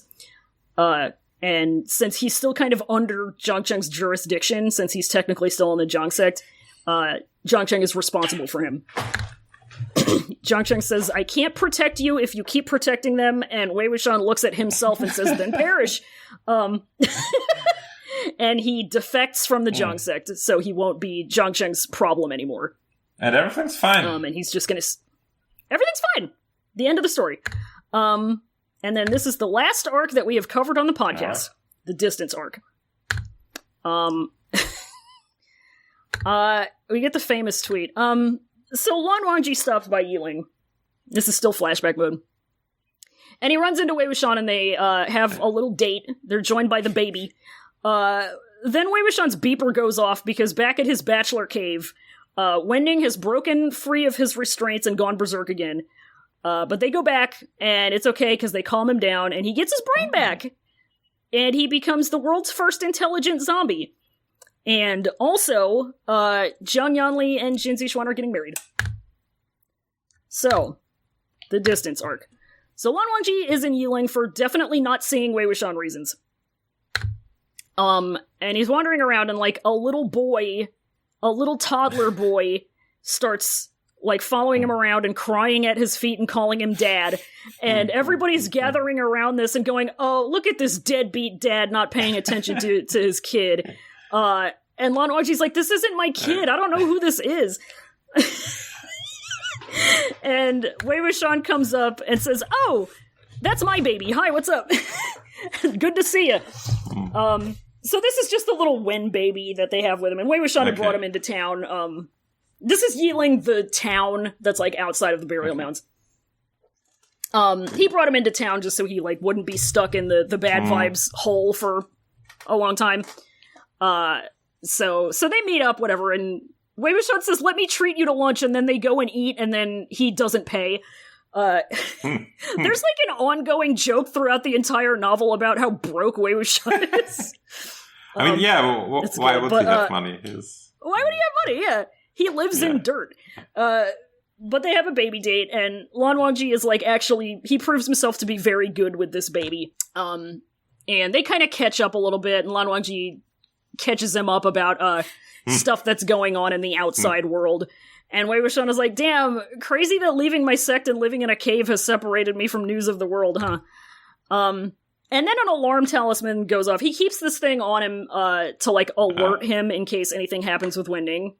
And it turns out that he broke through the restraints, and he's going ape crap. Oh, no. So Wei Wuxian's like, oh shit, yeah, I gotta get back there. And, so they head off, and Wangji goes with. So they get back there, and sure enough, Wenning is going nuts. They're not sure what set him off, just something did, and he's going crazy. Wenqing is like, you gotta help. So the three of them, Wei Wuxian, Lan Wangji, and Wenqing, manage to calm him down. And he kind of comes to. His brain comes back. he can talk. Hmm. The first thing he says is he recognizes his sister, and this has never been accomplished. Nobody has ever made a zombie have a brain. So he's just a guy again. Basically. Yes, but he's a zombie who can talk and has memories. Yeah, he has memories and is aware that he's a zombie and isn't just a mindless tool, So Wei Wuxian, invites Lan Wangji to have, dinner with the whole gang that he's amassed here. But Wangji go home. But not before telling Wei Wuxian that, Zhang Yanli and Jin Zixuan are getting married in a week.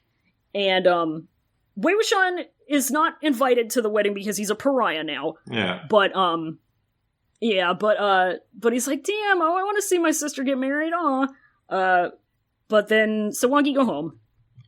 And then there's, just a nice scene of, Wei Wuxian and all of the Wen POWs having a nice group dinner.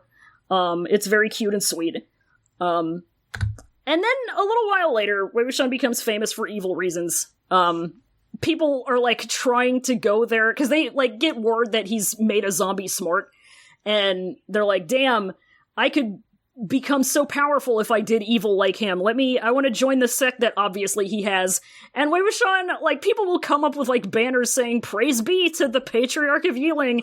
And Wei Wuxian is like, what are you talking about? I'm just, living in dirt. Go home. So one day, he goes down into the city of Yiling again, and he meets up with Zhang Cheng and Zhang Yanli for just a little clandestine meeting. Zhang Yanli is going to show him her cool wedding drip, because obviously he can't come to the wedding, but she's like, look, and it's good. Nice. And this is where she asks Wei Wuxian to give her future child, their courtesy name. And he gives that baby a courtesy name, and that courtesy name is going to go to Jin Liang one day, when he comes of age. And then Zhang Yanli gives Wenning a bowl of soup that he can't eat because he's a zombie and he can't eat, but he accepts it because he doesn't know how to say no to it. And then that's it. That's where we are. Yep. I don't know if you have any questions, but it's a lot. No, I think I've asked the question in between where I had them.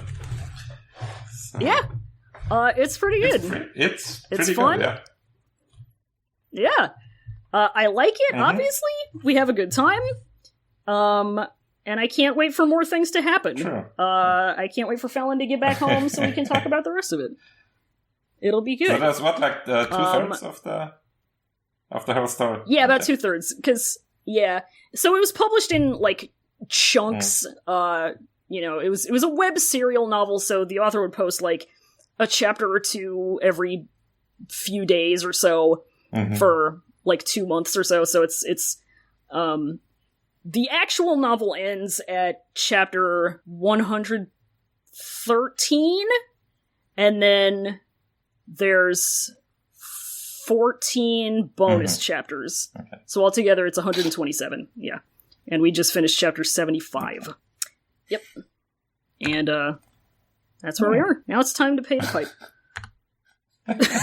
So thank you for coming on this journey with me. Yeah, thank you for taking me for you're welcome. 4 hours. Yeah, Jesus Christus. All right. Well, thank you for... Oh, God. Oh, you're a saint. All right. Well, I'm used to 3-hour podcast recordings, so championship shit. Let me close this stream because my programs come up. Whatever. But yeah, so yeah, that's our recap episode. I don't know if I want to go through the whole ending stuff, but where can we find you at? And your things, because thank you so much for joining me. Really thank you again for having me. If you want to listen to 5 people talking about also a story that involves a lot of daddy issues and maybe classism is bad and stuff like that. I'm on a podcast called A Song of Babies and Puppies, which is a Song of Ice and Fire reread podcast that I do with 4 of my friends. You can find me on Twitter at @JackAndClary. And that's it. That's all the stuff I do online. Hell yes, we love it. We love the babies and puppies. So yeah, it's good. What are the things that we say at the end of these? Yeah, well, I wouldn't know. Podcast will be coming back. Yeah. Well, the podcast will be coming back in regular form soon. We've had to take a break for reasons, but yeah. So but at the end of the episodes, we do say Semper Bunny. Alright. So, Alright. Semper Bunny, folks. Semper Bunny. Bye.